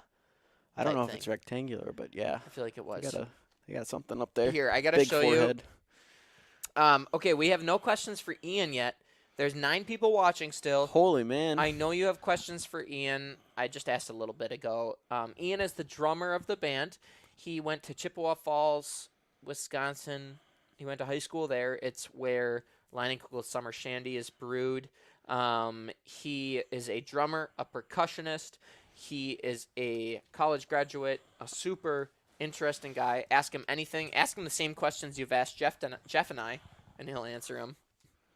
But before we get to those, every like 20 minutes in the podcast, we've shown him this. Hi, my name's Ian McAllister, and I'm the drummer for Nick Anderson and the Skinny Lovers. Just like every 20 minutes, we're like, Ian, we have a message for you from Ian. And now a message from our drummer. So, yeah. Okay. Where do we? Let's see. What other questions can we have you answer that we answered for you? Did you like Papa Roach or Rob Zombie better? Or do you like Papa Roach or Rob Zombie better? That was a question. I'm not familiar with Rob Zombie. Okay. Do you know Papa Roach though? Yeah. So then you prefer him. Yeah, I liked their music. Okay. Do you have a like? I feel like so I wasn't super familiar with Rob Zombie either. I've heard his music, but I know that like Papa Roach. Is he like in a thing, or is that a band, or is it a guy, musician? It's a guy, but he's got a band. What's the band? Rob Zombie. Oh, okay. Yeah, I can't recall a song by him. Okay, not sure, but I'll be looking around so that this can happen. So Mariah's been on this podcast the entire time, and I'm catching Ian, everybody. I'm catching him up. So I got to go through a couple things here, but Mariah has been just fantastic tonight. She's been asking us a ton of Awesome. questions. She really likes the band. She found us on TikTok, and Really cool. she was one of the people that signed up for the free sticker that I Mhm. had. But she's at work right now, and she doesn't even care if her boss finds out she's watching this because she thinks we're awesome. And she's Nice. been watching for 2.5 hours is when we started this. Wow, So, that's dedication right there. okay. Also, I know I'm Fremont Street. You can rent a circle and play while people walk past you and drop tips on your bucket. That's cool. So she lives in Las Vegas. I told her that Las Vegas was a bucket list venue of mine to play, just anywhere in Las Vegas. But we also discussed that like we don't have a lot of fans in Las Vegas right My now. fiance's parents are in Vegas right now. Like right and now her for brother. vacation? For a vacation? or- Yeah, Nice. I've never been. Me neither, actually. We should go to Vegas tomorrow. Is it a Brachiosaurus or a Diplodocus? You can tell the difference too if their nostrils are above their eyes. Also inform me, but my 2-year-old. Also, I don't get it. I think his 2-year-old informed him. Oh. Oh. Okay. I am not sure. The tattoo doesn't, I don't think, have that Sorry. much definition. But Oh, that's what he was asking about the tattoo. Gotcha. Well, you can tell the difference to the nostrils if they're above their eyes. Haley should be watching this. Okay. Sorry that he's grossly into dinosaurs. No, that's cool. No, that's super cool. I think every That's super cool. boy goes through that. Okay, phase. every boy does go through that phase, I feel like, but this kid knows his shit. Like he's like, well, Dad, are the nostrils above the eyes? Because if so, it may be a Brachiosaurus, but that's what most people think, or it could be a Diplodocus. Ooh, she has a. I've never heard of that. Mariah has second one. a question just for you, Ian. Oh yeah. What is it like being a drummer? And could you maybe give us your best solo? There's not a drum set in sight, Mariah. So Obviously one right there. it has its perks, but also if anything ever goes wrong, like the smallest thing, the drummer will get blamed for it for no reason whatsoever. They're just the preferred scapegoat. So Well, you're holding it down. You're the leader of the band. I am. Can I get that in ready? You're the leader of the beat of the band. I am the leader Of the beat of the band. I'm gonna Oh, get a that's recording of that clip anytime That's we funny. have a fight. Well, you're the leader of the. And yeah, I can hear us on. Ian will like load that sample into his drum set now, and I'll be like, "Hey, I am going to make this decision." Then Ian will hit a little thing, and it'll be like, "I am the leader of the band. I am the leader of the band."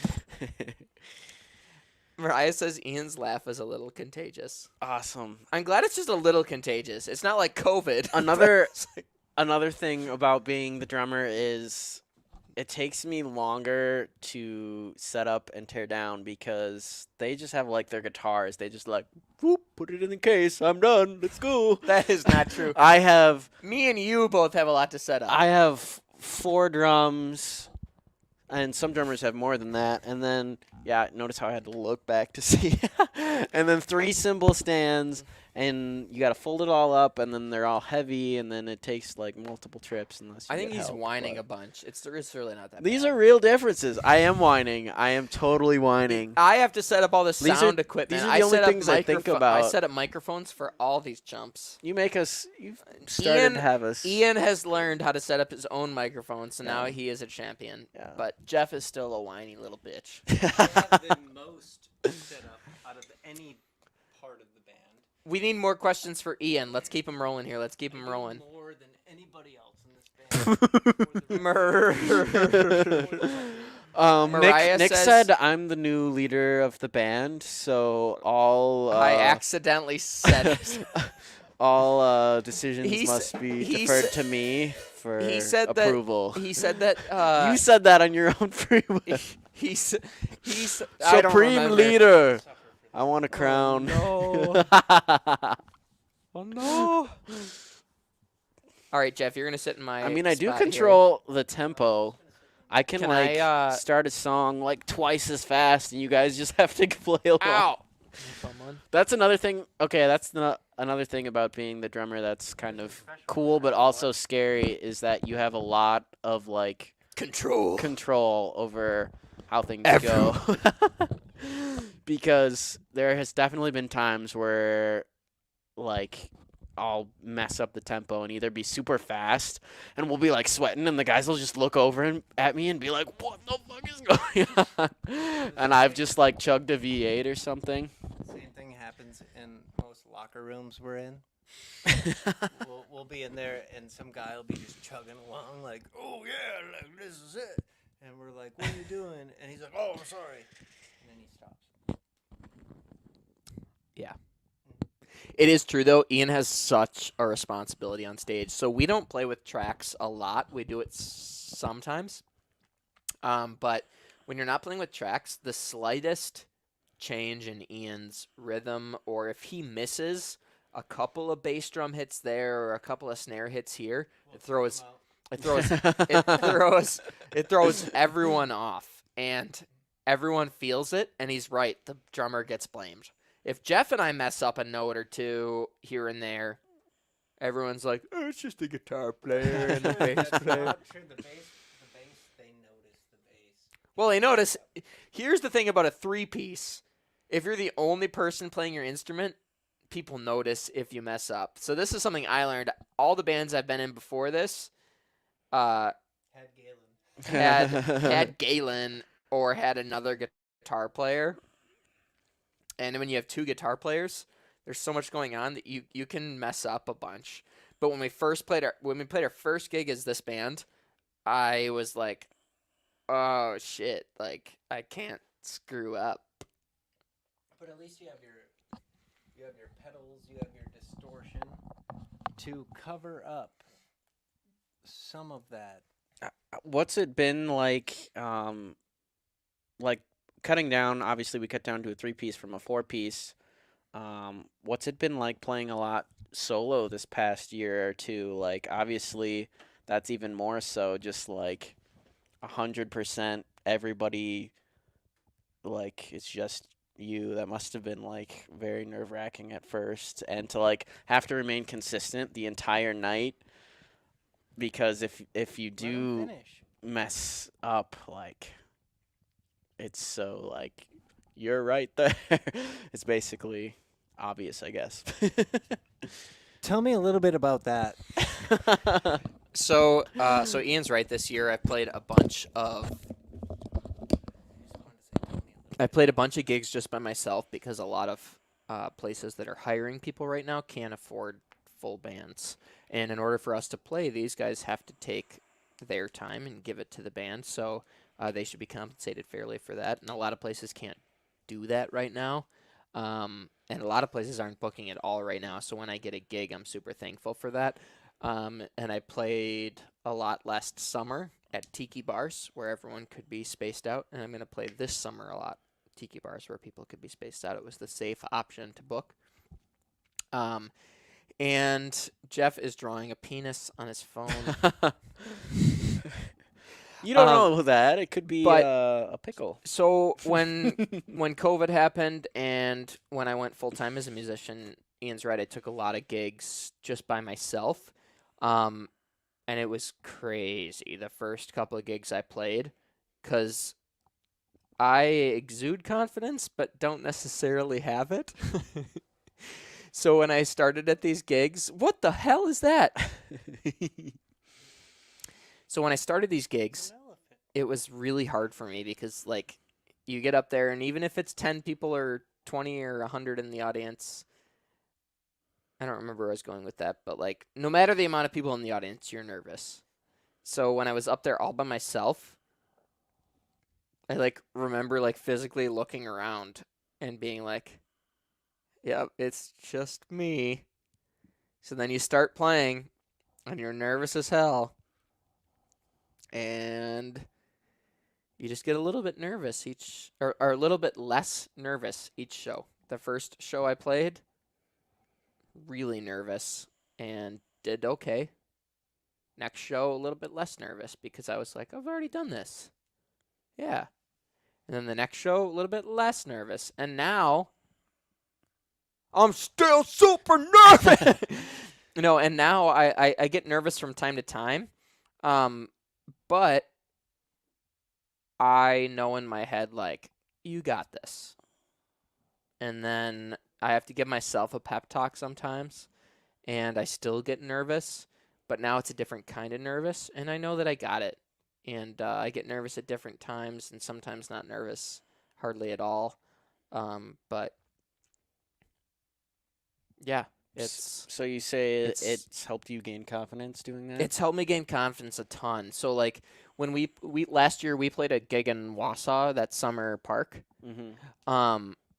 That was the most confident I've been in a gig ever because I was playing so many shows solo, which normally I'm used to playing with you guys, and it's I get a different kind of nervous when I'm playing with you guys. Mm-hmm. Because normally when we're playing to a lot more people than I play with Yeah. too when I'm solo, so I get more nervous just for that reason. But it's a different kind of nervous because I know I'm there with my buds. Yeah. And stop drawing gross things on your phone. I hate it so much. That's a terrible picture.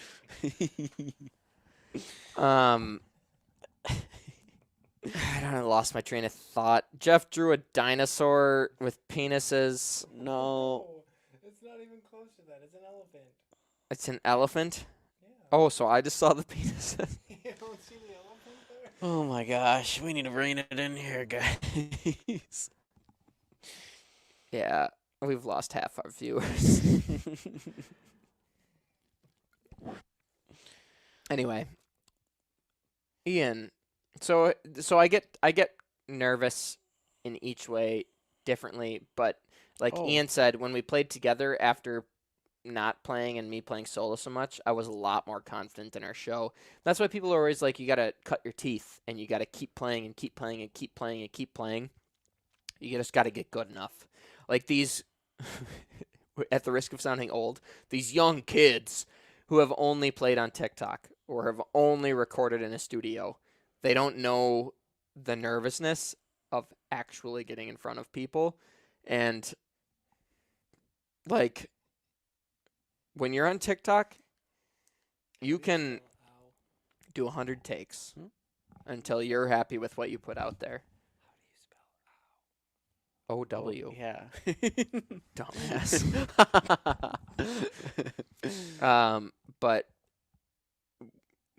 now I sound super old, but what they'll discover is once they get out there, it's going to take a lot of work to like get over that nervousness. Or maybe it won't, and that's the beautiful part of being the next generation too, is like you get better and better each generation. I don't know. Matt asked me a question if I'm more of a fan of Mike Mangini. Mangini or or Mike Mike Portnoy? Portnoy, drumming wise.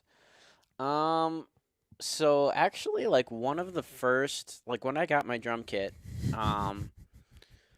which was I think it was either the summer before 6th grade, yeah, or between 6th and 7th. I don't remember because that's when jazz band started in school. And I remember I had a DVD, and I don't know. Wow, that's kind of fuzzy from that camera.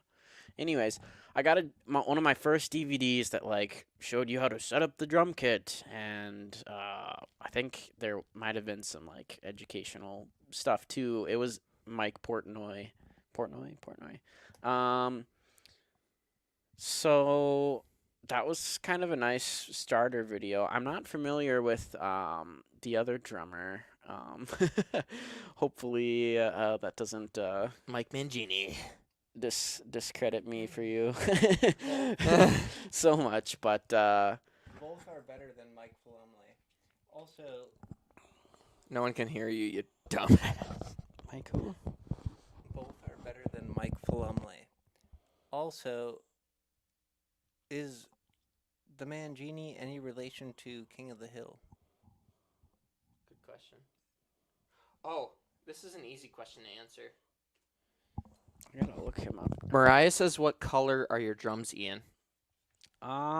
They're like teal. Let's switch cameras here. I gotta look up that drummer now. So you can kind of see they're all that color, Mariah. It's like a teal, like a green type of thing. And then the next question is about guitars. Jeff, do you want to grab my guitar that's out there? Wait a second. Ian, then can you grab my green guitar? I'll grab it, but I just wanted to. Do you want me to show that on the camera? No, I'm not showing that on the camera. So that's the color of Ian's drums there. And then Ian is going to show you, this is my guitar. It's a green, this is called Metallic Alpine. Is that Take over Ian's question. Like, that was green color? his time to shine. Well, the next question, he answered his, is what color are the guitars? It's Metallic Alpine. And Jeff's bass is that exact same green color, and that was by mistake. It's a different. It's a different name, but it does look like that color. His is a little bit, it's got like silver flakes in it almost. Mine is. He's opening it up because he wants to show you. It's a sage green. It's sage green, he says. He wants to show it to you, so he's opening it up here, and we'll show you when he gets it. Metallic. In the meantime, if you ever do another collab, who would you want to collab with the most? Me? Sorry. Yeah, who do I you was want to looking up that drummer. Who would you want to collab with? Oh, actually, hold on. I can't grab the other camera. If you here, ever Jeff, do another collab, you're- who would want So this is Jeff's to bass. collab with them? So it's that same kind of green color, but this is sage green. You can see it's got kind of like a silver flake in there. Yes. You can really tell the silver flake on this side of it. It's got lots of stickers.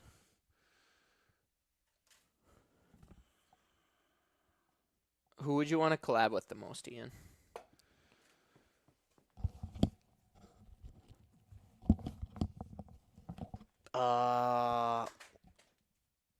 If you need time to think, I can go first. So we're talking like anybody, like I think like so. favorite, like super popular musicians, or like people that we actually know and would Ba- collaborate with us. People who are within our circle. I think she means just anyone. So probably my favorite artist of all time is Lauv. Lauv is how it's spelled. I also really like Charlie Puth. Obviously those guys sound a lot different than us. They're not really rock bands. They're pop artists. So I don't know. Just getting to meet them would be super cool because I love their music and their style, and I'm sure they could do some cool stuff. Yeah. My biggest collaboration that I would do, it scares me to say this because it's going to be so. There's only a few years left, but Paul McCartney is still alive. Oh my God, what a legend! I would love to say to my kids someday that I had collaborated with Paul McCartney, but I don't think I'll get big enough fast enough to do it, which Yeah. really saddens me. That being said, I saw him live, so that's special. Yeah, that's really cool. And so Dave Grohl is my second one, Mm-hmm. who he is someone I think that it actually could happen with. Dave Grohl, the lead singer of the Foo Fighters. I think him and I would do a great collab. What's that? Because no one knows he's the lead singer of the Foo Fighters. Well, I don't know. Some people don't. And he actually he has done a collab with Paul McCartney, and he has also just done a collaboration with Mick Jagger that just came out. My father-in-law just sent me a Mick Jagger Oh, song with really? him and Dave Grohl, so that's pretty cool. What about mine? So, and then I'm gonna hang it over here. If I could do one collaboration, I put up the next question for you. Ooh, shit! Look at that. Oh, you saw that? You if just put it up. if I could do one collaboration, it would be with Granite Rose. That would be a pretty easy collab. Now I could ease over to this other side of the couch. Would you ever work with Post Malone? I would say definitely. I enjoy his music. Like, he wrote some really good songs a few years ago. With that, I forget what the album's called, but he was the shit. Not saying he's not the shit, but that album was amazing.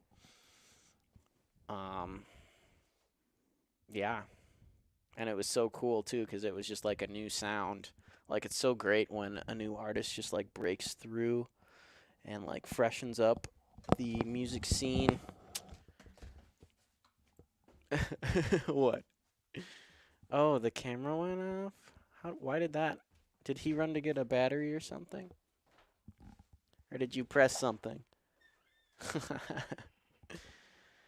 Well, anyways, I don't know if you can still hear me, but I'm still here. All by myself now. The guys ran away and left me all alone. And I'm not great at being conversational all by myself, to be honest. I'm an introvert, but they should be back soon. And if you have any more questions for me, I'll definitely try and answer them if we're still on the air here. Sorry, everybody.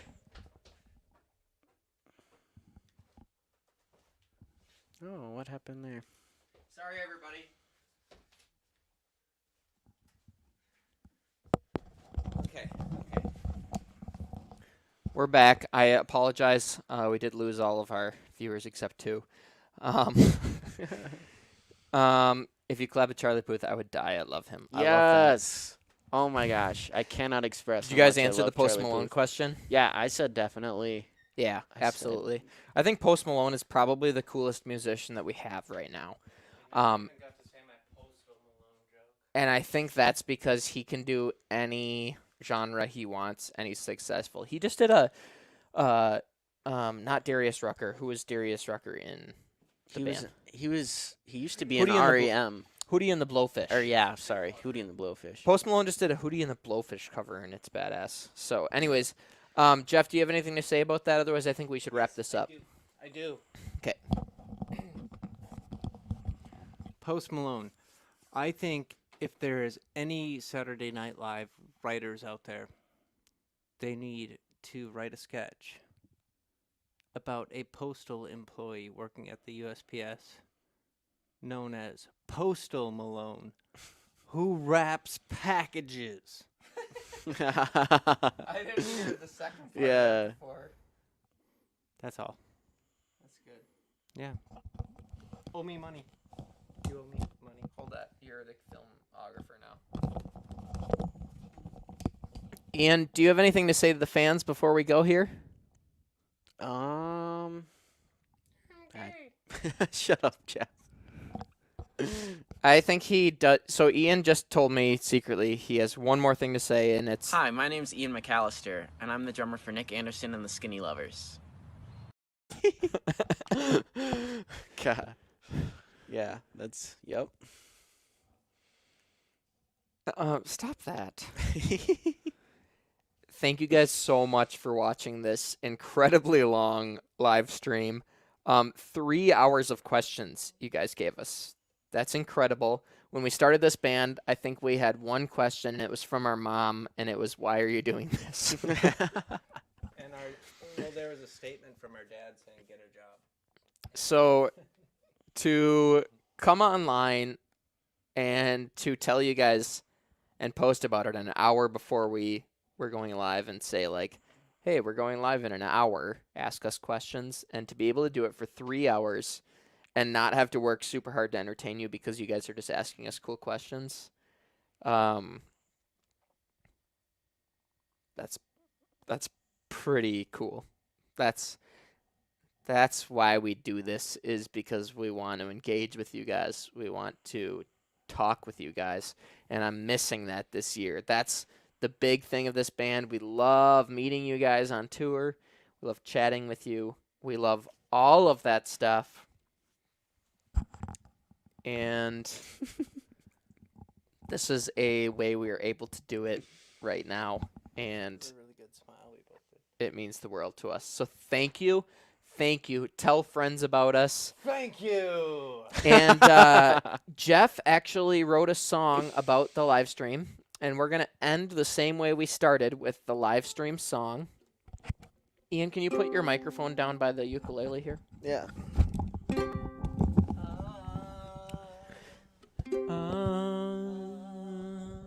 This was the Q&A.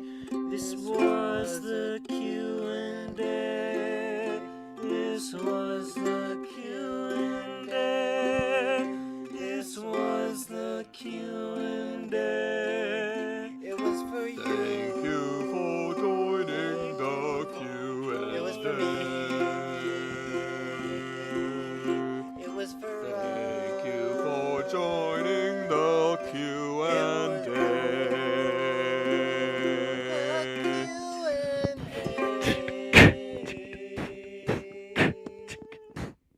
Yo, yo. Yo, the Muskrat's in the house, and he thanks you for joining the Q&A, Q&A, They call it Q&A, the Q&A.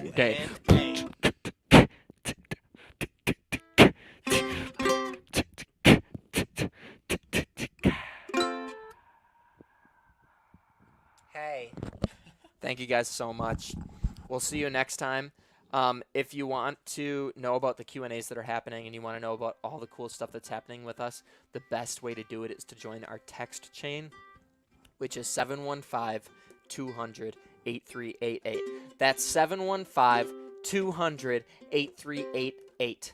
715-200-8388. 715-200-8388. 715-200-8388. That's the best way to stay in touch with us, and we'll see you next time. Thank you so much. Seriously, from the bottom of all of our hearts. Yeah, this is cool. At the risk of sounding cliche, we love you guys, and have a great rest of your week. Bye.